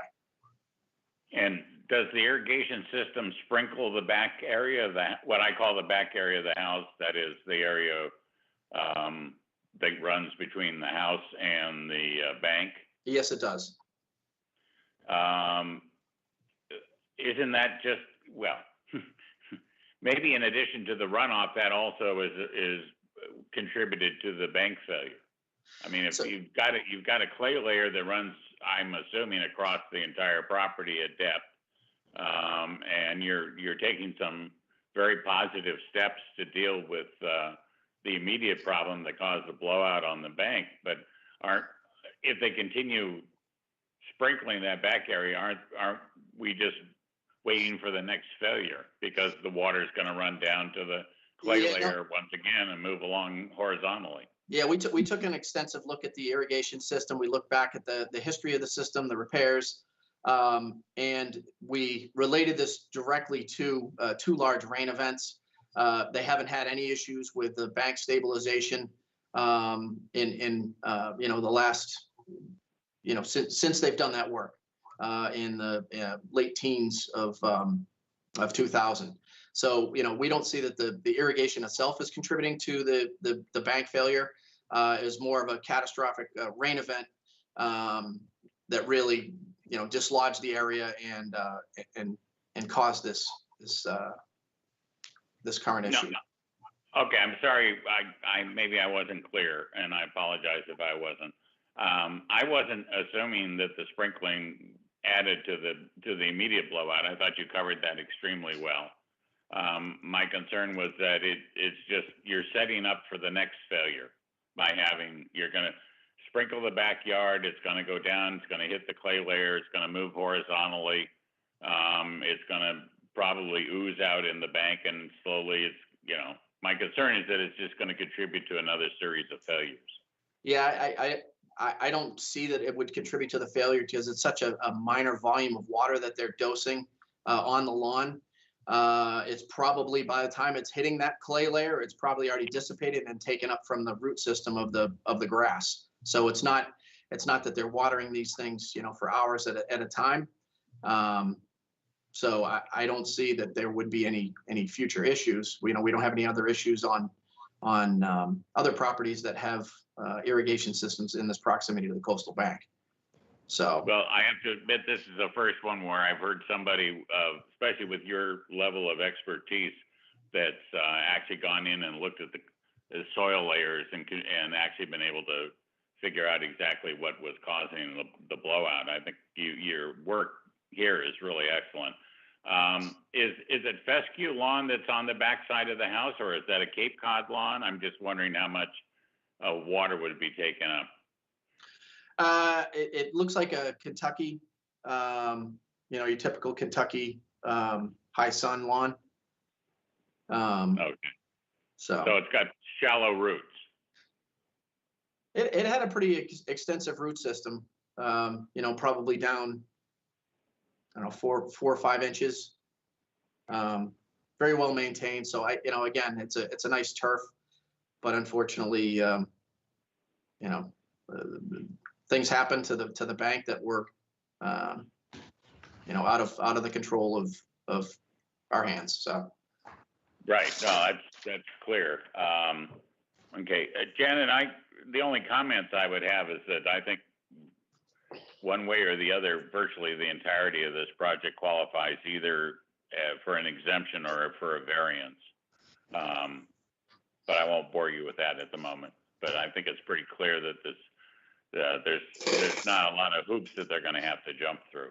Right, I agree.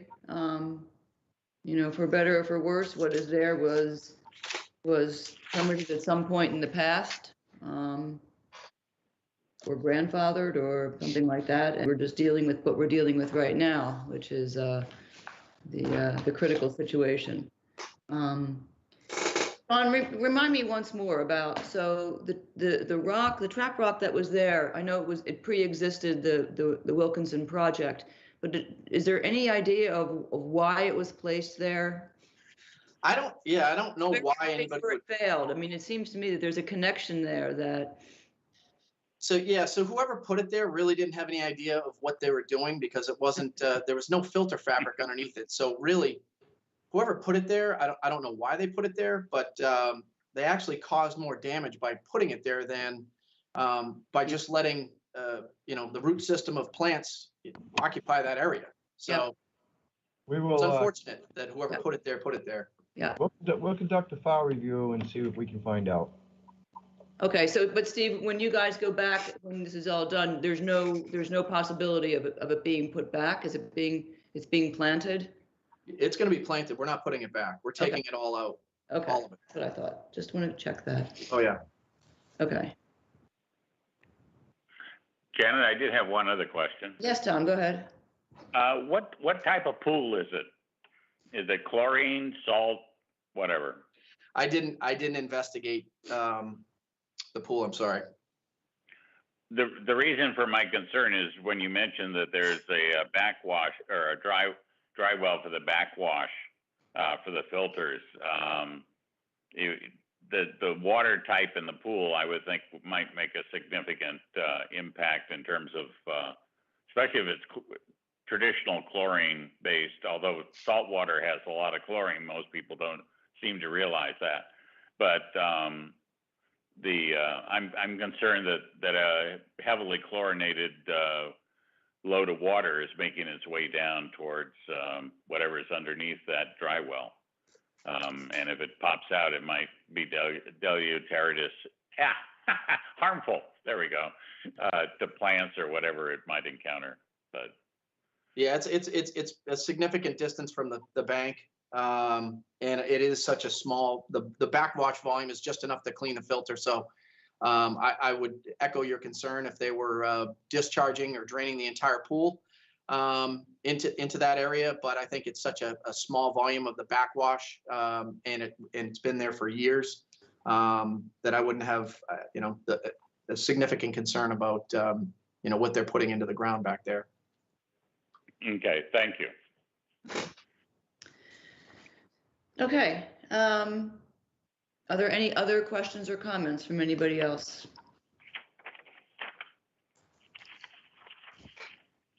And I think we are ready to continue this as well to the work session next week. Is there a motion to continue to March 3rd? Rawls move to continue to March 3rd. Clark, second. Roll call vote to continue 23 Oyster Pond Lane to March the 3rd work session. Commissioner Rawls. Aye. Del Vecchio. Aye. Clark. Aye. Latin. Aye. I vote aye as well. That's unanimous. We will take this to the work session for an order of conditions. Thank you very much. Thank you. Okay. All right, Paul. Next on the agenda, Madam Chair, is notice 118 Sears Road, Sears Road Realty Trust, Cecilia Clancy, trustee. There's no SE number on this one. Proposed construction of a garage addition, relocation of a driveway, mitigation plantings within a coastal bank, assessors map 11A, parcel B. That's it. Okay. Good morning, David Clark again on behalf of the Clancys. Can you hear me okay? Yes, I can. I'm Okay. pulling up the, getting your site plan up for you. So this is a one-car garage addition, and there are two resource areas primarily on this property. We have a old cranberry bog to the south that is hydraulically connected to Oyster Pond River. Excuse me. And with being hydraulically connected, there is a floodplain associated with that. And we show that on the plan as elevation 11. There immediately butts a landform, excuse me, that is steeper than 4 to 1. And so there is a coastal bank there that continues up, and the top of the bank is very close to the existing patio off the south side of the house. The other resource area again is similar in that it's an old cranberry bog. It's to the east of the property, and that is hydraulically connected to Stage Harbor through a series of ditches, and it outfalls on the north side of Stage Harbor.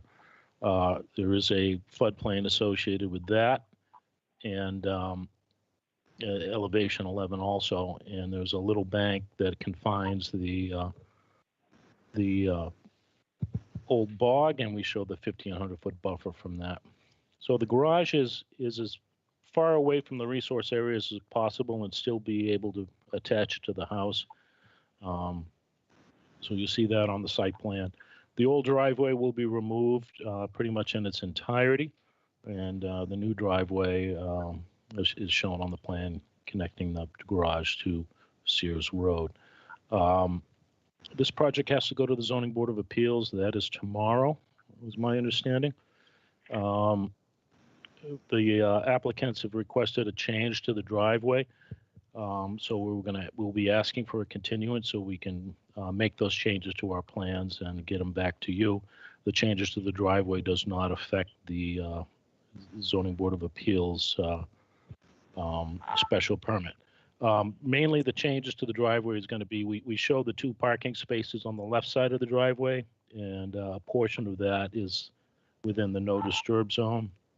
Although it's within the area of the existing driveway, the applicants want to move that to the north side of the driveway. So the new plan will show that those parking spaces are entirely outside the no disturb zone. The driveway will be pervious. The town does require an asphalt apron, but the remainder of the driveway will be pervious, either crushed stone or shell. Be happy to answer any question. Okay, thank you. Is Phil on the line?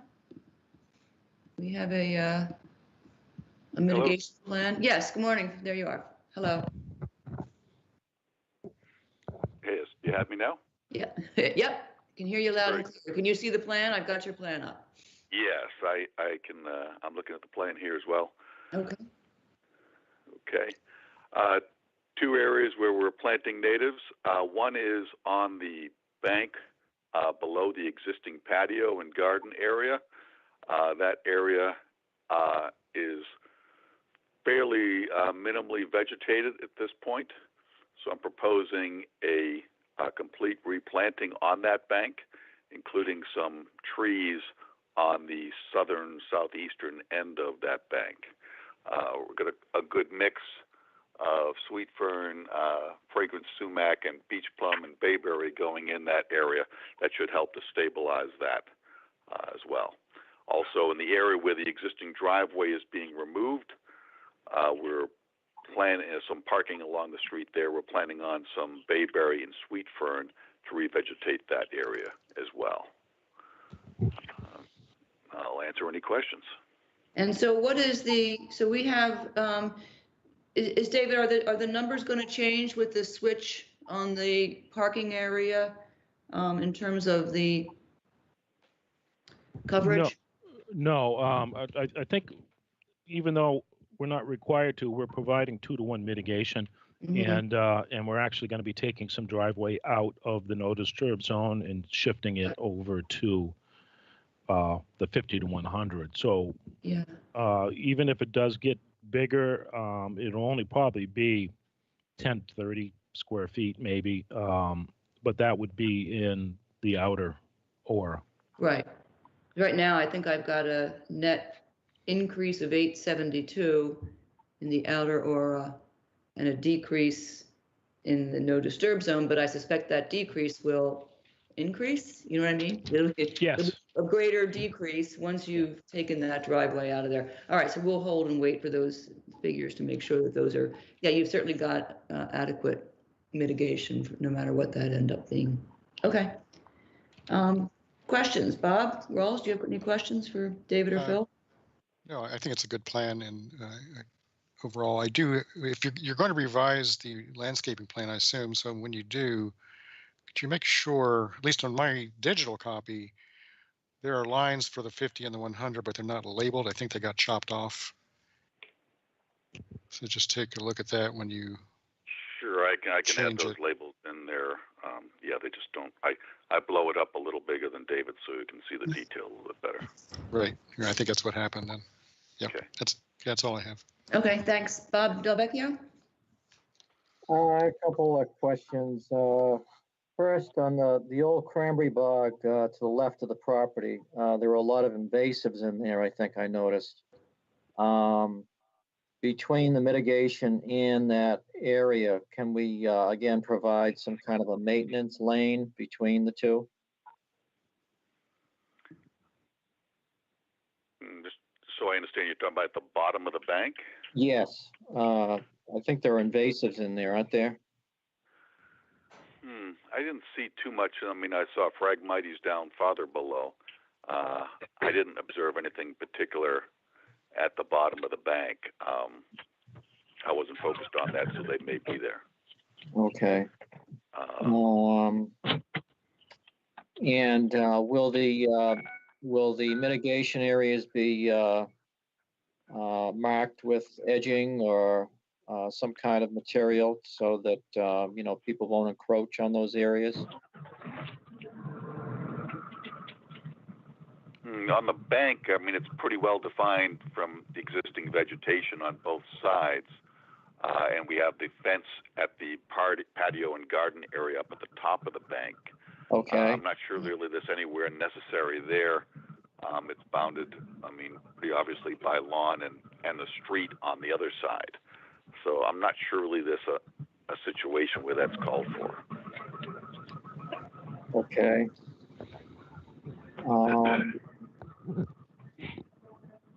Other than that, I guess that was it. Those were my questions. Okay, thank you. Tom, questions? No questions or comments. Okay, questions or comments from anybody else? Okay, so David, do you want to continue this? The next hearing is the 10th or the 24th? I think your 10th agenda is probably going to be busy.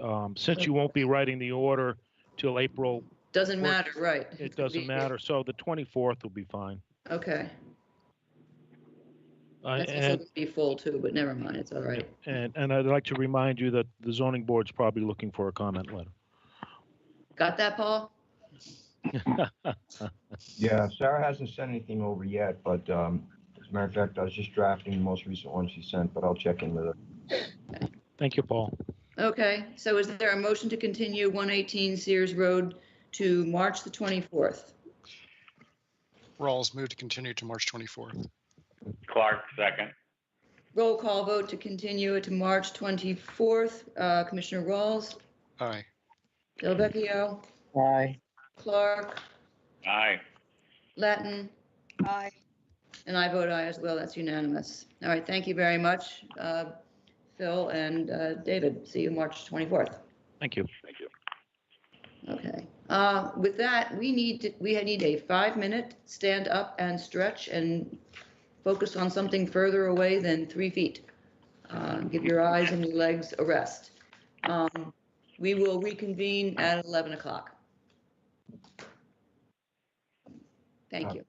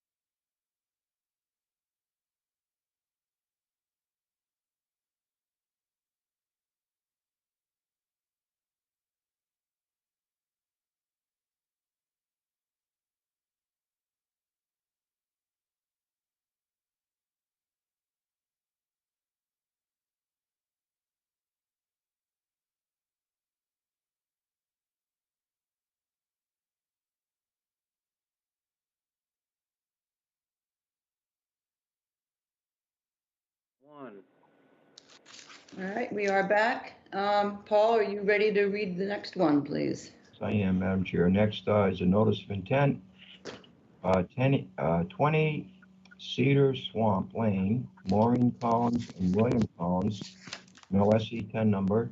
After the fact filing for proposed permitting of a retaining wall driveway and repair, assessors map 13B parcel C3, repair of a driveway. That's it. Good morning again, David Clark on behalf of the Collins. This is notice of intent in response to an enforcement action by the commission. We were last before you, I think in early November, late October, I can't remember, where we talked about the retaining wall that was put in without permits.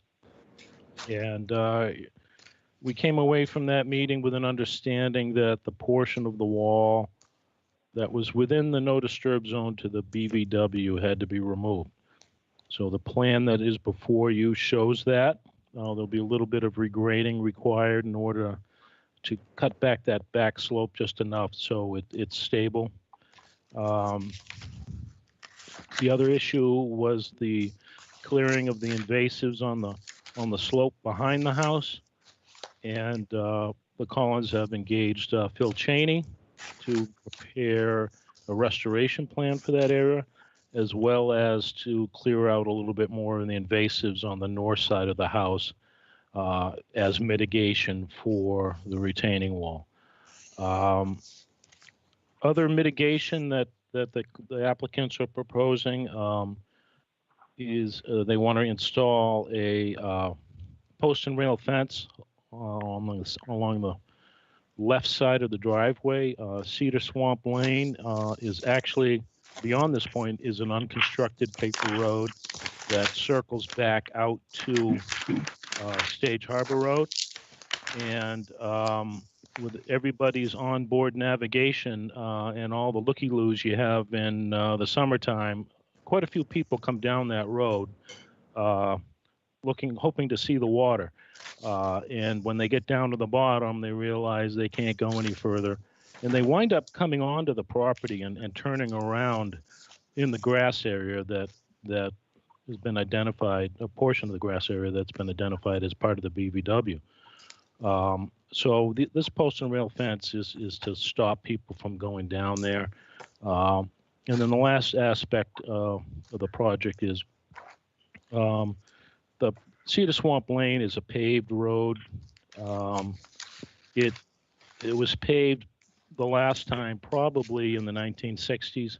It has deteriorated quite a bit along its entire length, but in this particular spot, being the end of the road, it is continually breaking back up the slope, and it's in real tough shape to the point where there's starting to see some erosion. And of course, vehicles coming down and heading back up tend to kick the pieces all over the place. And so the idea is to temporarily patch this. Cedar Swamp Lane, I believe, is pretty high on the list in the next phase of sewering. I know the town's engineer is actively designing the extension of the sewer for the rest of Stage Harbor Road down to the Champlain Road intersection, and I believe Cedar Swamp Lane is part of that, and that's why the wetland was delineated. The wetland delineation shown on this plan was done by the town of Chatham for the sewer project. So the idea is not to do a full restoration of the road because it's going to get dug up. We anticipate it's going to be dug up again by the town within the next 5 years. So it's just a temporary solution. Otherwise, if we were doing a full-blown restoration of the road, we would include drainage and try to get all the other neighbors on board.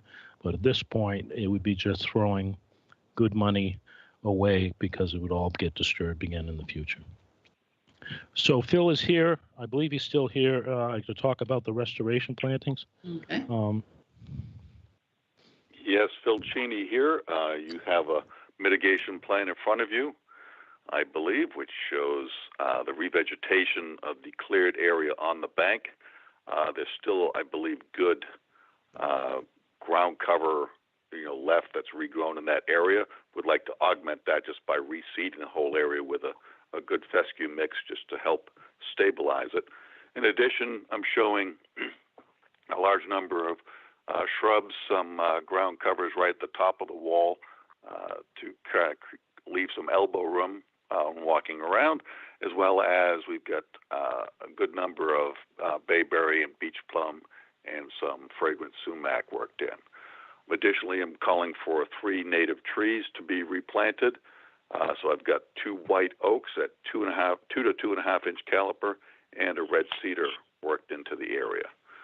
The area to the north and west, where it's been cleared now and the end of the existing wall, we're looking to clear some more. It's all invasive, honeysuckle and bittersweet, etc. Clearing some more of that area and adding on some more bayberry and beach plum in there to give us plenty of mitigation for the wall area itself. I think that summarizes what I've got. Any questions? Yeah, thank you, Phil. Does that invasive area border more invasives on the other? Yes, it continues, for a ways. Okay, so would you be, you thinking about putting in some kind of a border between them so that the invasives that are not being removed don't take over that area? As far as that border, just like a mowed strip, is that what you would prefer? Yep, 3-foot mowed strip, yep. Yep, we can include that reference, sure. Okay. I beat you to that, Bob. I knew you would go there with that. Indeed. Questions, Bob? Other questions? No, I think we're, from my perspective, we're there on this project. The applicant has done what we've asked. The mitigation looks adequate. The mow strip is what I was going to talk about, so I don't have any questions. Okay. Bob Del Vecchio, questions from you? No, I don't think so, Janet. I think it's that Bill, the invasives on the north side that will be cleared along that banking, is that to hold the banking where the wall will be removed? Yes, all the plantings in both parts of that we're going to hold the banking well there. The beach plum and bayberry do that fine. Okay, good enough. That's all I had. Thank you. Okay, thanks. Tom, anything? Yeah, I had a question for David, which is, would putting a bioretention basin on the north side of the retaining wall help control the runoff?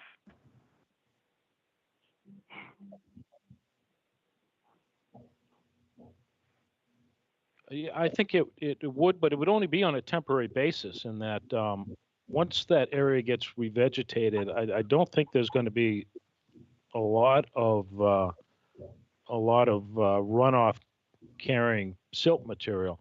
As right now it's other, if there was no vegetation at all, it would be the worst case scenario. But what I saw out there 3 weeks ago, just before we filed this, I didn't see any significant runoff.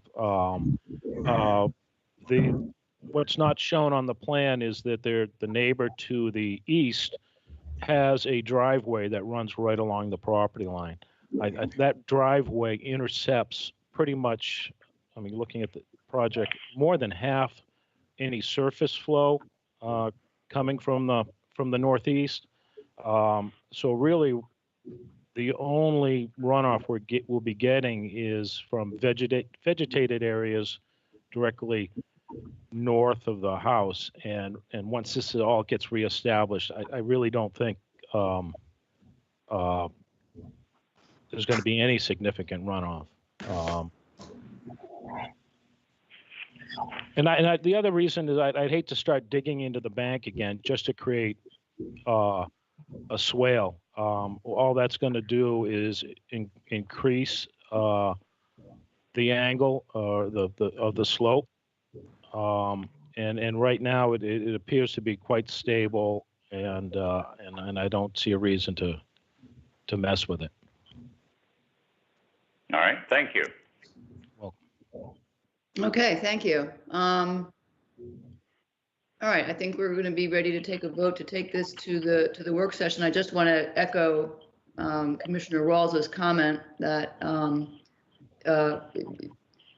it's taken us a while to get to this point, but I want to acknowledge an appreciation for the owner's willingness to work with us in resolving this and getting everybody to a place where we are all satisfied. I think it's a net win for their efforts to control water getting into their foundation and their basement, as well as a net win for the environment and enhancing the habitat and dealing with all of the many issues that this site presents. So thank you very much, Mr. and Mrs. Collins, for everything that you've done.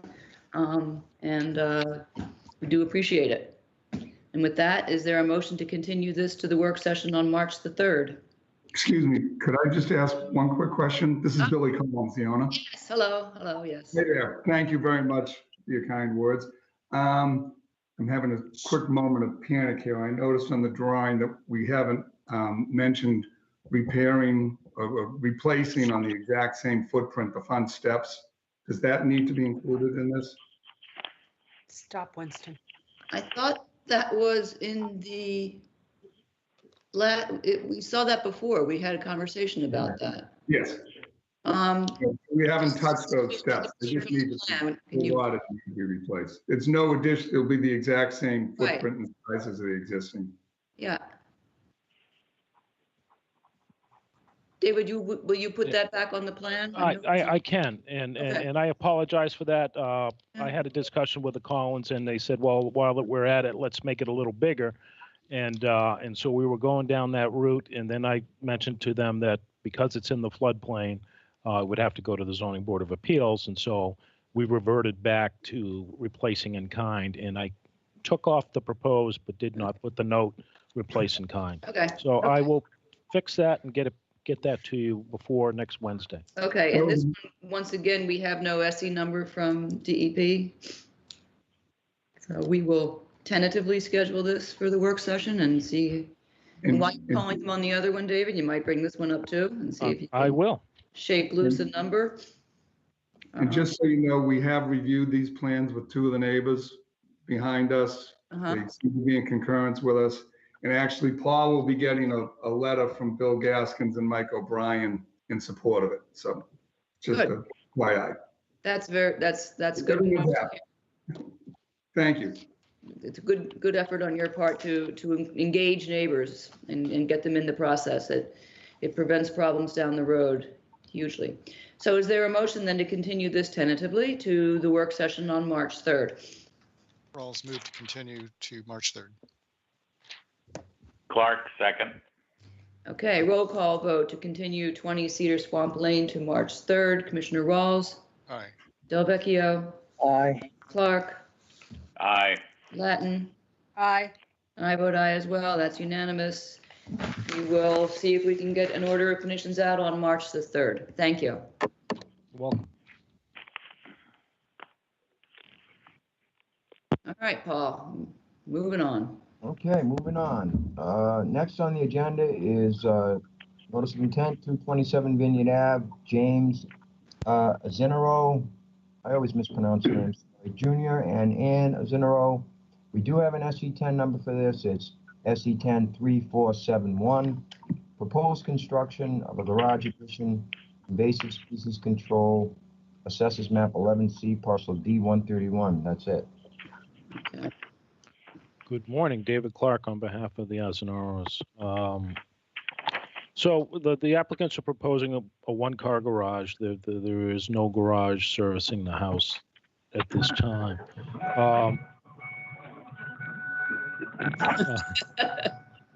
Somebody's driving away. Yeah. Looking at the site, the entire site is within land subject to coastal storm flowage, and nearly the entire site is within the adjacent upland resource area to the salt marsh that's directly to the east. So there really isn't a place to put a garage on this property that doesn't involve a variance.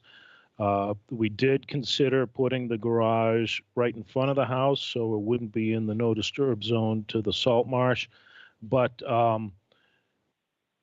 it's just, the applicants were adverse to that, and that putting a garage in front of the house and blocking the whole streetscape view of the house was not something that they wanted to pursue. So where we show the garage is partially within the no disturb zone to the salt marsh. It is connected to the main house by a pergola deck type of walkway. The location doesn't require any trees to be removed, and it's for the most part within the line out of the existing driveway. So only about a little over half the proposed garage is within lawn area. The rest is within the existing driveway. As stated, this is within land subject to coastal storm flowage, and this garage addition would comply with all FEMA and Massachusetts building code requirements for construction within the floodplain. And the second half of the project deals with invasive species. Between the dwelling and the salt marsh, and I believe Teresa or Emma is available to talk about that. But I'd be happy to answer any questions about the garage and the driveway. I have a quick question about timing, David. Do you have to go to ZBA for this? Yes, we do. And is that? And I don't know if Bill Riley is on the line, but it does have to go to zoning board, and I don't know if that's been filed yet. I think we wanted early on. The strategy was to get a one round in with the Conservation Commission before we filed with zoning board, so as to not waste zoning board's time if there was any dramatic changes to the plan. Okay. And I can tell you it hasn't been filed with zoning board yet because all the plans for the application are sitting in front of me, and so they haven't been delivered to the attorney yet. Okay. Gotcha. Okay, Emma or Teresa, who's here? Emma Votor. Morning, Emma. Good morning. So the mitigation that we're providing for this project would entail removing all the invasive vegetation from the buffer to the salt marsh. We do have a few native species that are existing on site that will remain. There's a significant amount of high tide bush just off the east facing deck. But on either side of that, as you can see in the areas that we've shaded in green, there's a significant amount of invasive vegetation that's providing relatively poor habitat compared to our native species. There's also a large amount of porcelainberry growing on the southeast corner of the lot, which it's pretty much choked out the shrub layer that was growing beneath it. So that's the only vegetation that's living on that corner. And then on the north side, there's a mix of bittersweet and honeysuckle and white poplar.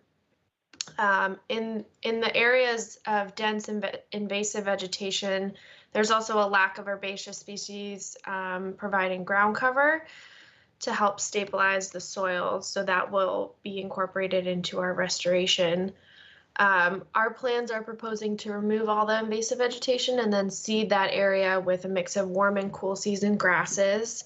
So we'll regenerate that dense herbaceous layer, and we'll perform one full season of follow-up management on the invasive species. And then once we've achieved at least 80% control, which is typically in the first fall after the initial removal, we'll then restore native shrubs and trees throughout the project area.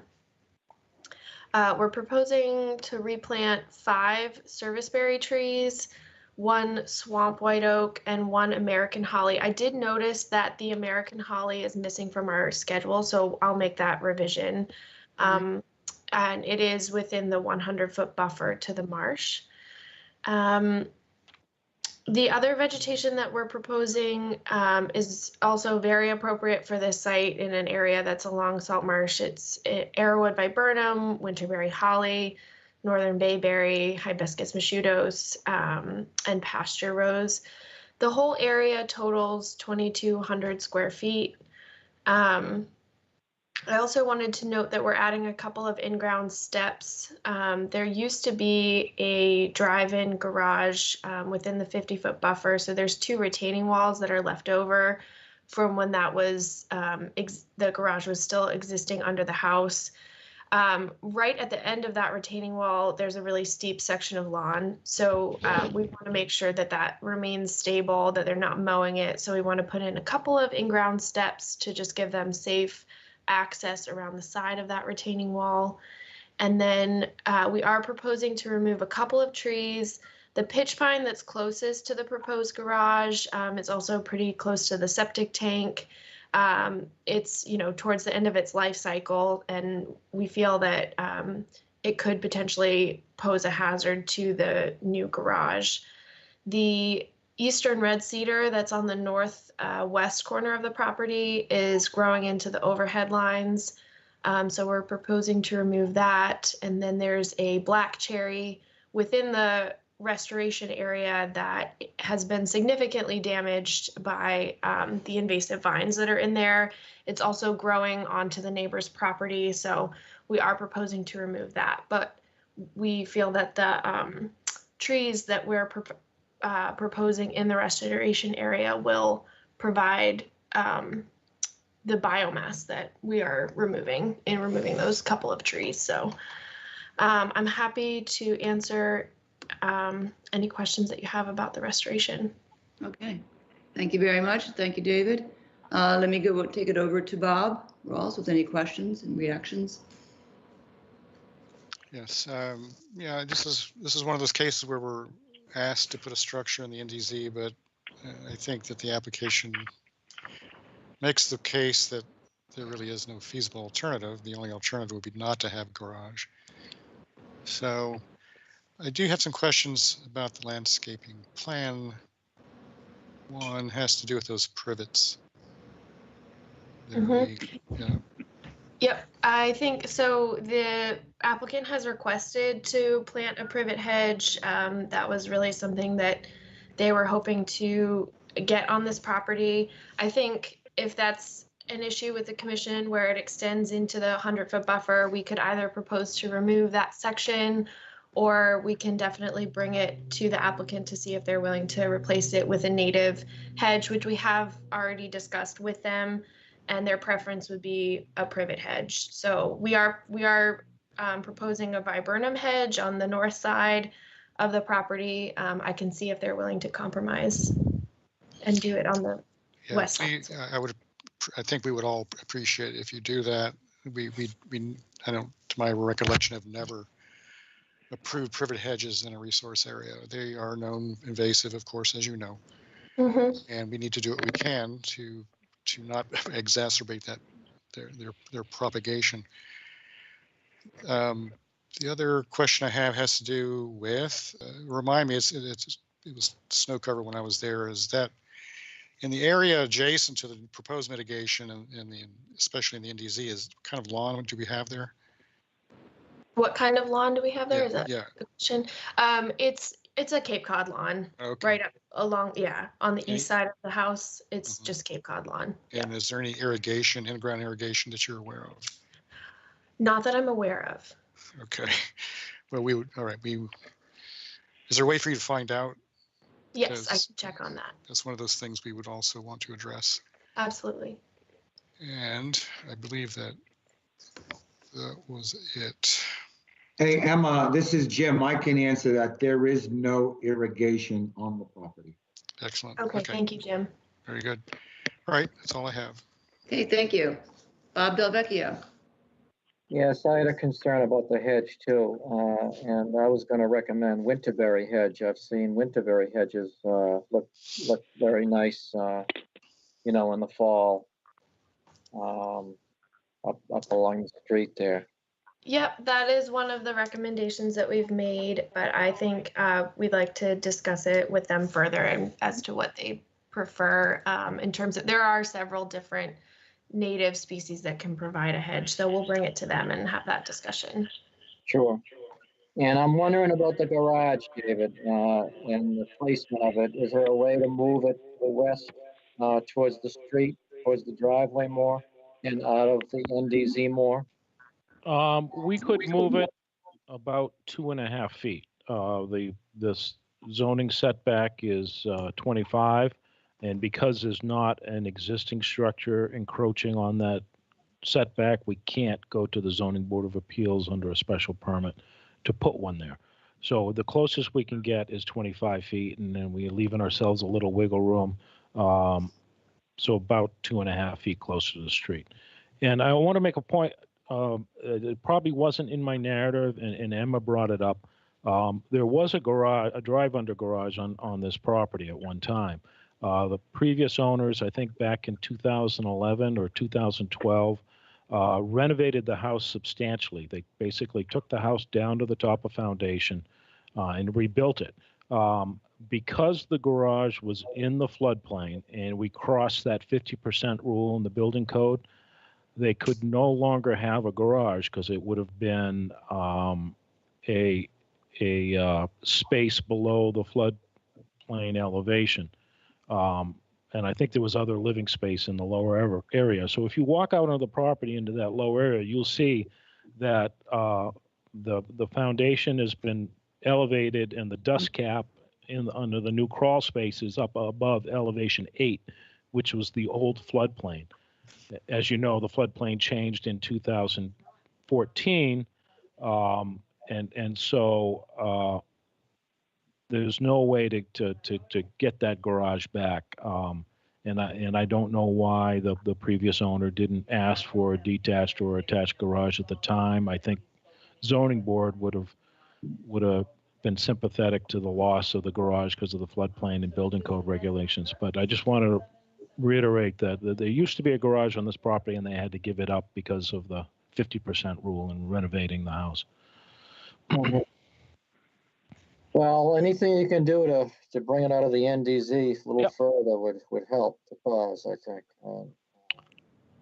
But other than that, I like the mitigation. I like the invasive species removal, and I like the idea of increasing the wildlife habitat and the whole ecosystem. So, other than that, that's all I have to say. Okay, thank you. Tom, questions from you? No, I'm just a no vote only because of the intrusion into the NDZ. There are options that could minimize the intrusion, if not eliminate it, and I appreciate that the owners don't like the options, but as just a matter of policy, I don't think we should approve construction in the no disturb zones, except under extremist circumstances, which do not exist here. Thank you. Okay, thank you. Any other questions or comments? Okay, so I have here on my list that you will, I agree with Bob Del Vecchio that if you can move it 2.5 feet, that's 2.5 feet less that it intrudes on the NDZ. Every little bit counts, so if you could do that. And you'll consider the alternatives to a privet hedge along the street side, and if privet is what they want outside of jurisdiction, they'll need to remove it within the buffer zone.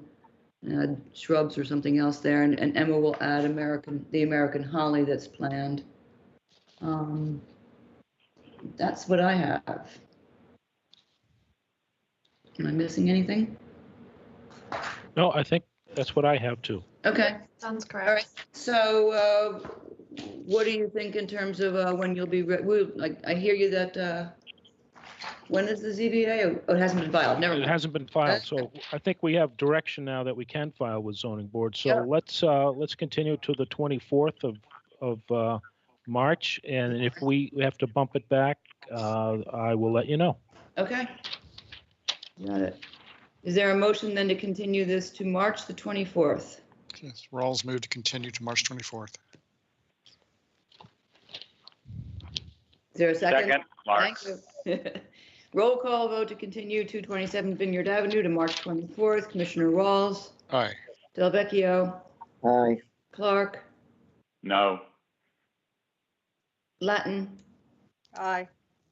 and I vote aye as well. So that's 4-1-0. It's continued to March the 24th. Thank you, David. Thank you, Emma. Thank you. Oh, Janet, What? I misspoke. Since the vote was on a continuance, not on the subject itself, I would be an aye vote.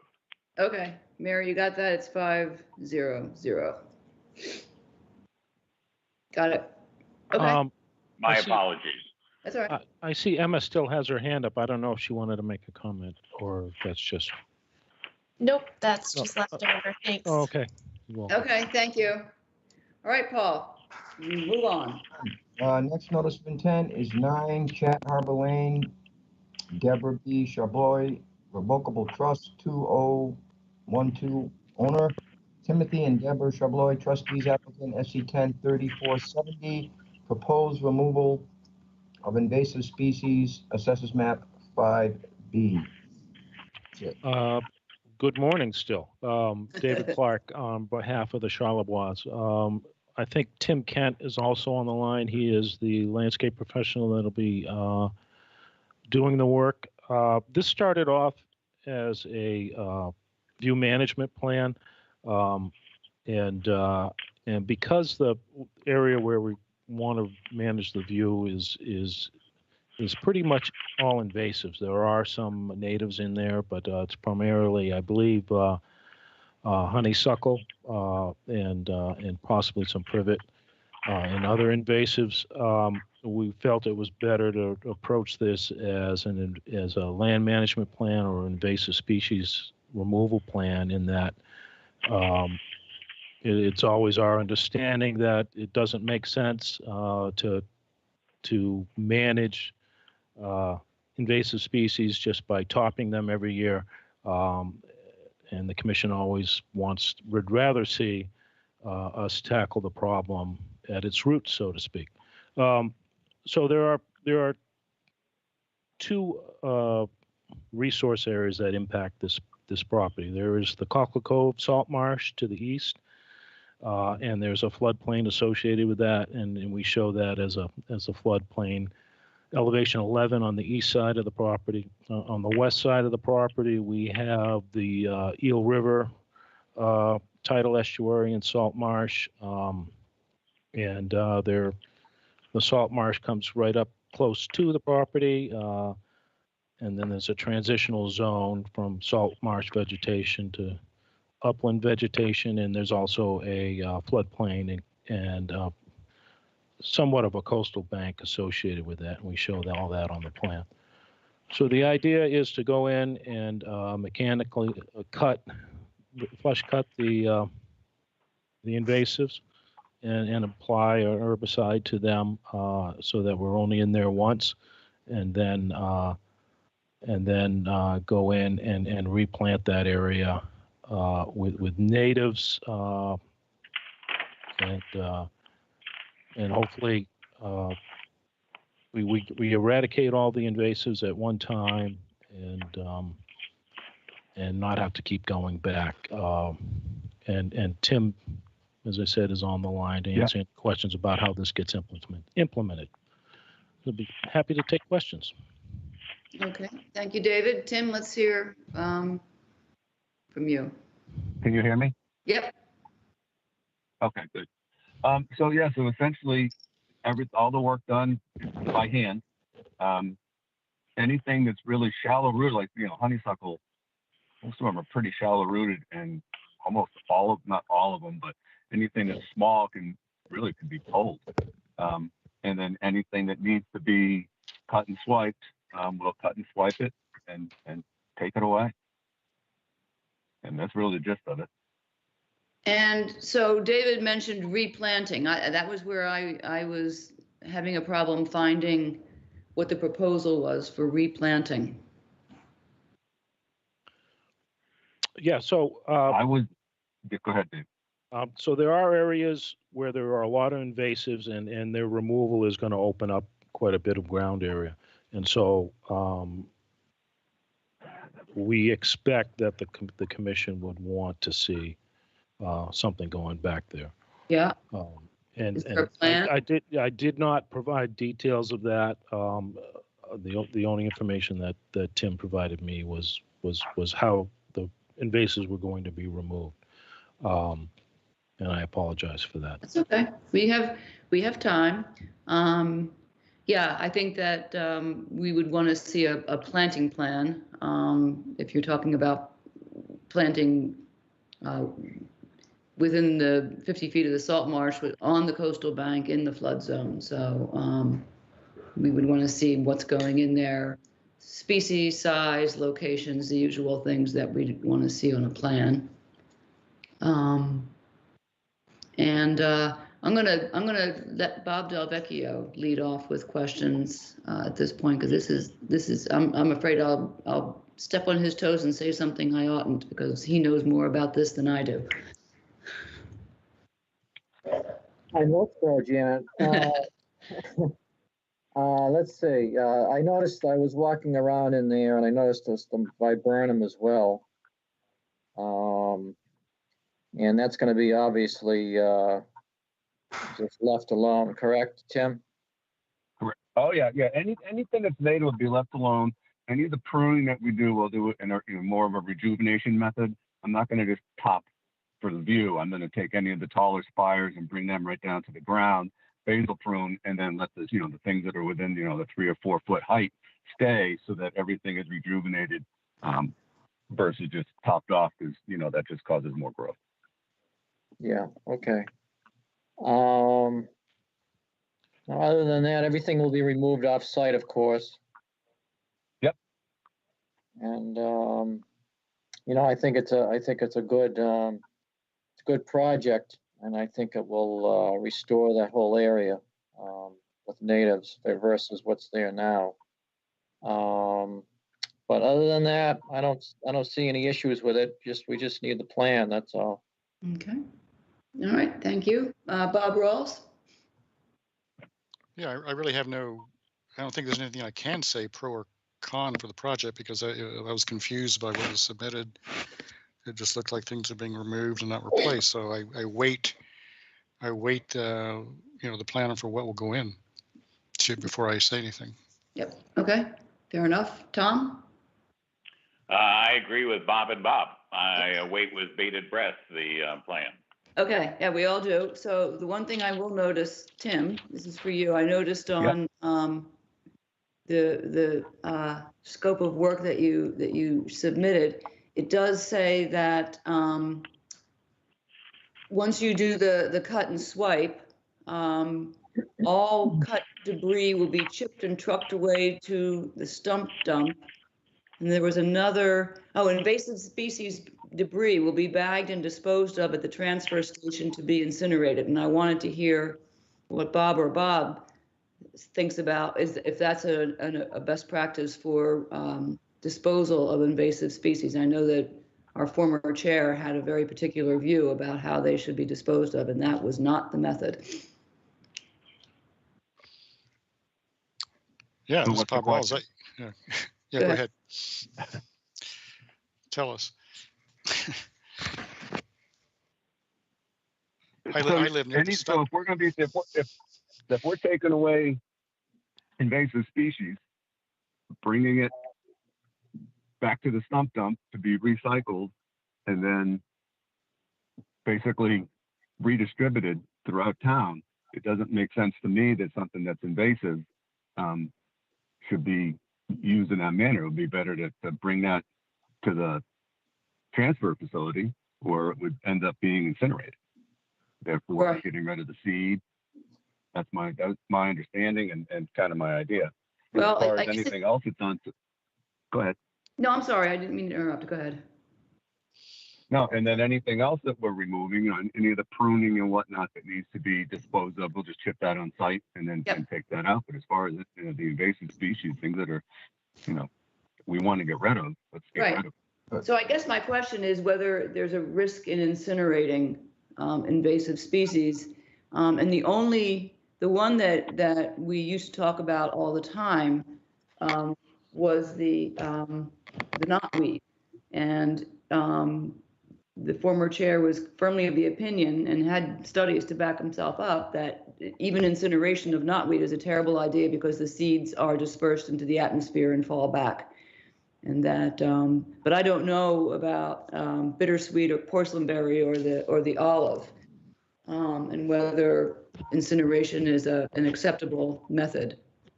Madam Chair. Yeah, when I think of incineration, again, I'm not incinerating it myself. You know, Right, it's transportation going and to then off. it's not going to backyard burn, right? It's. I have a question. When did the process of incinerating start at the DPW? It may be true. I wasn't aware of it. I brought things over there myself, and I didn't know that they would separately incinerate things. I just figured you're putting stuff into a bag and it's going into the trash area. It's going to be taken away. And yeah, I don't know. If that's... And I could be wrong. Yeah. And if I'm wrong, it wouldn't be my first time. Yeah, I mean, I don't know what happens to it when they bring it to the transfer station and then just throw it on the floor wherever they're doing it. And I'm not really sure, but I check that out before you do it. Yeah, can you check into that, Tim, and find out what the rules are at the transfer station and whether there's a particular method for disposing of the invasives that doesn't run some kind of a risk? Okay. Okay. I'll make sure that's squared away. Okay. Any other questions or comments? I have one. Yes, Tom. For Tim. There's a trick to blacking things out so that they can't be read. Oh, that was me. Don't. Yeah, that was me. Sorry. Okay. Well, anyway, the way to do it is you make a Xerox of the original. You use a permanent marker. You black it out on the front and the back, and then you re-Xerox it, and it'll be gone, and nobody will be able to read it. Spoken like a true lawyer. Thank you. A lot of experience doing that stuff. I'll bet. That was a good one. Okay, so you'll come back with the planting plan and you'll check into the disposal of the existing invasives. Is there anything else that is needed for this? I don't think so. The applicants would like to do this project this spring. Okay.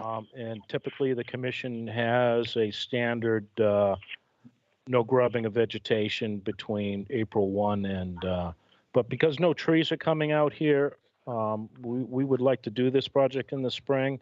And I think as far as, because no trees are coming out, that we could do a walkthrough with the agent at the time of the pre-construction meeting to give us the go-ahead to go to work.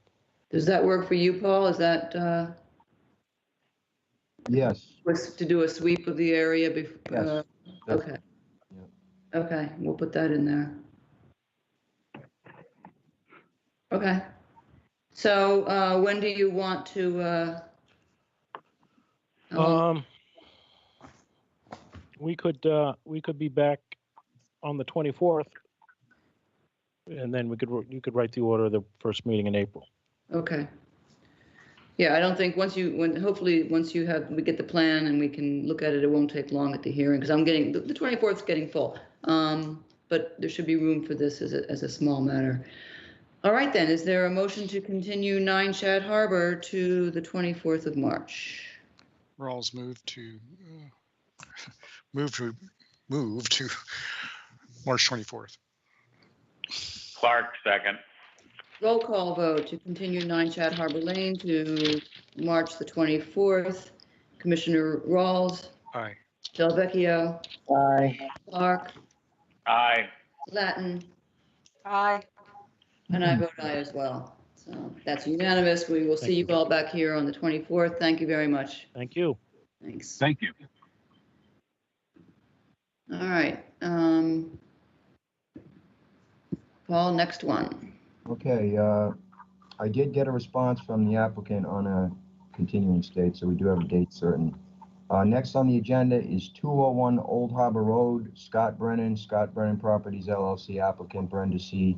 Melvin, owner, SE 103458, continuance of a hearing of a notice of intent for the proposed construction of a garage/cottage, removal of existing cottage, and relocation of a shed at 201 Old Harbor Road, assesses map 15F, parcel 62A. The applicant has requested a continuance to March 10th. March 10th. Mhm. Okay. I wish they were here today because, are you're in contact with the representative, Paul? Yes, I can. Okay, so I'll give you a couple of, some things that struck me, that they want to make sure they cover before they come back. Sure. So that we don't have, further delays. So I'll email that to you. All right, motion then to continue 201 Old Harbor Road to March the 10th. Rawls, move to continue to March 10th. Clark, second. Roll call vote to continue 201 Old Harbor Road to March the 10th. Commissioner Rawls. Aye. Delvecchio. Aye. Clark. Aye. Latin. Aye. I vote aye as well. That's unanimous. Let's continue to then. Okay. Good news. All right. Last notice of intent on the agenda is 366 Sea Pine Road, Old Point LLC, Nicholas M. Laccolade. Thank you. I've gotten used to I've heard it enough now. SE 103469, proposed alterations of two existing hardscaping, including removal, replacement, expansion of a driveway, patio, and walkways. Assessors map 13K, parcel HC24. That's Good morning, Stephanie Sequin here. Good morning, Stephanie. Quick question before you start. Does it make sense, you think, to do the field change request first? I don't know if it makes any difference. As long as everybody's clear on what has been removed from the new NOI. Does everybody understand what has transpired and where we are? How about you do a quick summary, Janet? There's a lot of moving parts here. There are indeed. I second the motion. Yeah, right. I'm gonna let Stephanie do that because. Okay. So can you remind us? No, might be easier just to do the field change request. How we got here and Want what. to jump to that? What we're looking at today. So Yeah. Let me read that as Okay. well. Field change request 366 Sea Pine Road, Old Point LLC, SE 103352. Proposed changes to an approved plan to include change to mitigation plantings, deletion of hardscaping, removal and replacement of walkways and patios, and construction of a new pergola, and incorporation of landscaping into a more comprehensive project, including additional mitigation at this address. Assessors map 13K, parcel HC24. And if Stephanie, you could just go over the changes that we discussed. All right. All right, thank you very much. Stephanie Sequin with Broadwin Wilcox. So this is a revised site plan and a request for a field change, and this is relative to SE 10-3352, which was issued a year or two ago for the renovations to the house and some additions that are going on now. We on this revised plan, I eliminated all of the approved changes to the hardscaping. So all that remains on this site plan are the alterations to the existing building. I noted under the general notes, any alterations to existing patios, walkways, retaining walls, and driveways shall be in accordance with SE 10-3469, which is the current application that we'll get back to. So we're just trying to take the hardscaping the changes to the hardscaping that were approved under this older order, and we've moved it all over to the more recently submitted landscaping plan. One other change that I made to this older site plan, the 810 square feet of mitigation plantings that were proposed, we originally proposed beach plum, and they would now prefer to plant pasture rose. So it's the same square footage, same location, but we just changed the species that's going to be planted there.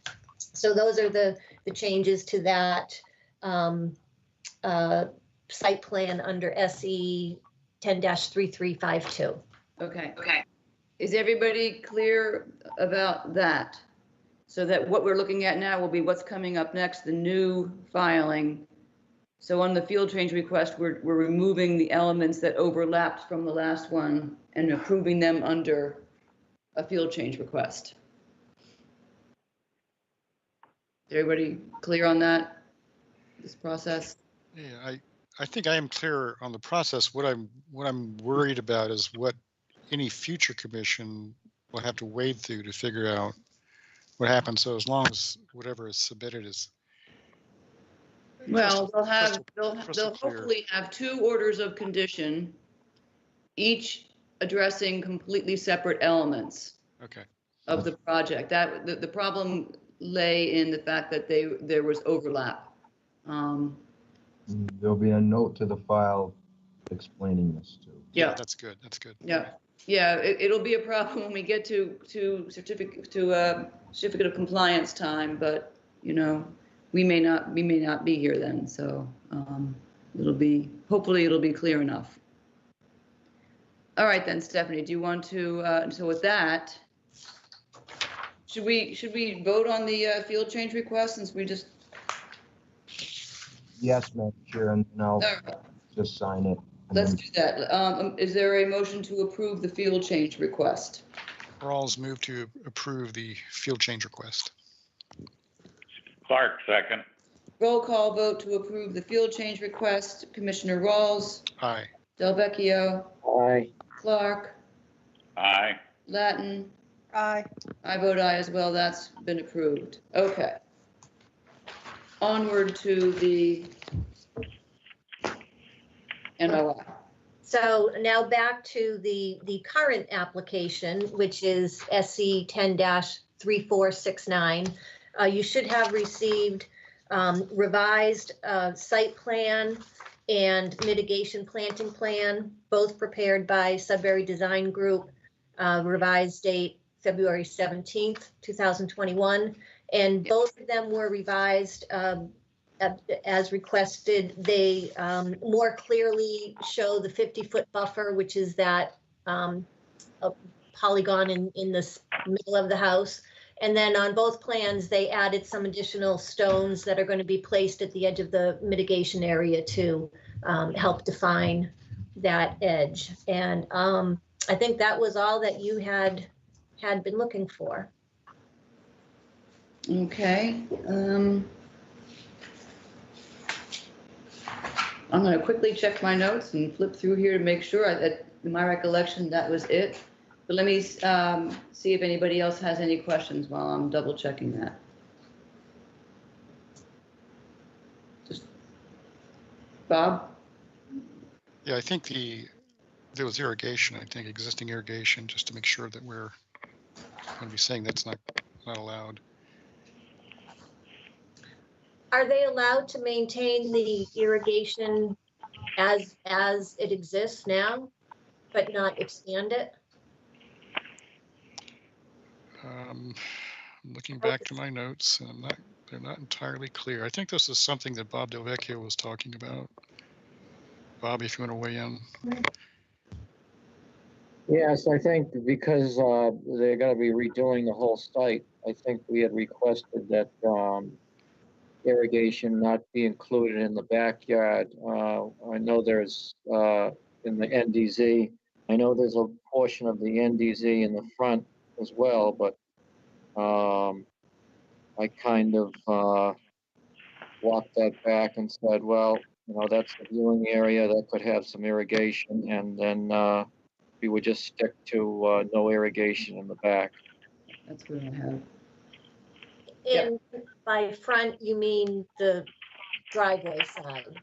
Yes. Okay. Yep.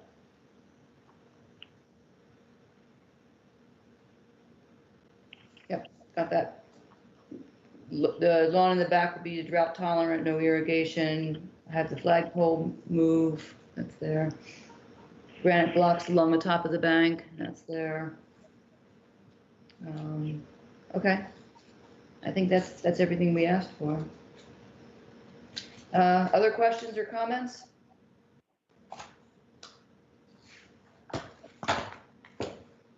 All right, we have moved through this one eventually. That's good. I guess we're ready to take this to the work session for an order of conditions. Is there a motion to continue this to March 3rd? Overall, move to continue to March 3rd. Clark, second. Roll call vote to continue 366 Sea Pine Road to the work session on March 3rd for an order of conditions. Commissioner Rawls, Aye. Delvecchio, Aye. Clark, Aye. Latin. Aye. I vote aye as well. That's unanimous. Thank you very much. We'll do that. Take it there. And see you on March the 3rd. Thank you, Stephanie. Thank you.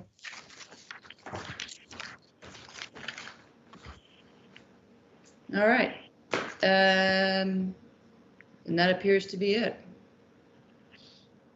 It's a miracle. There's a lot of people still here. Who is there anybody who wanted to speak or say something or?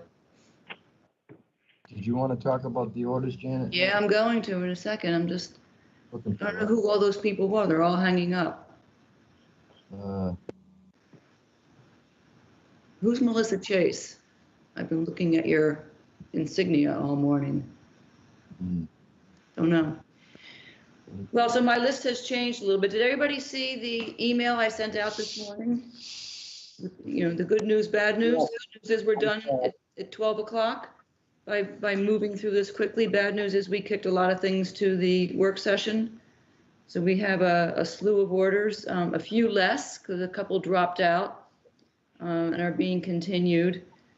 But I'll just run through the list. And there were, that's counterbalanced by 2 that I had missed that had not put on this list. That's why I was dismayed to find out that it wasn't 12, it was 14. But now it's 1, 2, 3, 4, 5, 6, 7, 8, 9, 10, 11. a little bit of a break. Slight. So Paul, you're going to handle 26 Hardings Beach Road and 65 Squanto.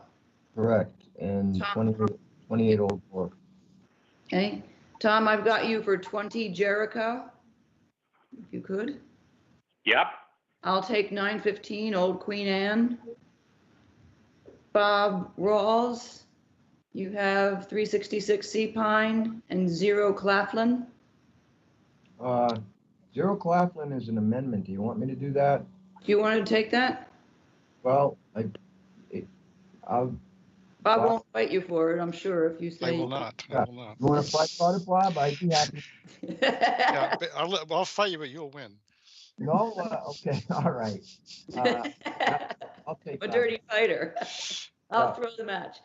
Okay, so Paul will take that because that is an amendment. Bob Delvecchio, I have you for 20 Cedar Swamp. Yeah. Lest we forget, I have to do a restoration order for 41 Frostfish Hill, or else I just would have forgotten about that entirely. And then we have 28 Old Wharf. Well, Bob, why don't I, since Paul took the Claflin, I'll swap you and put you in for 28 Old Wharf. I've got 210 Fox Hill Road. Okay, all right. And that leaves 23 Oyster Pond. That is not assigned at the moment. Anybody want to name it and claim it?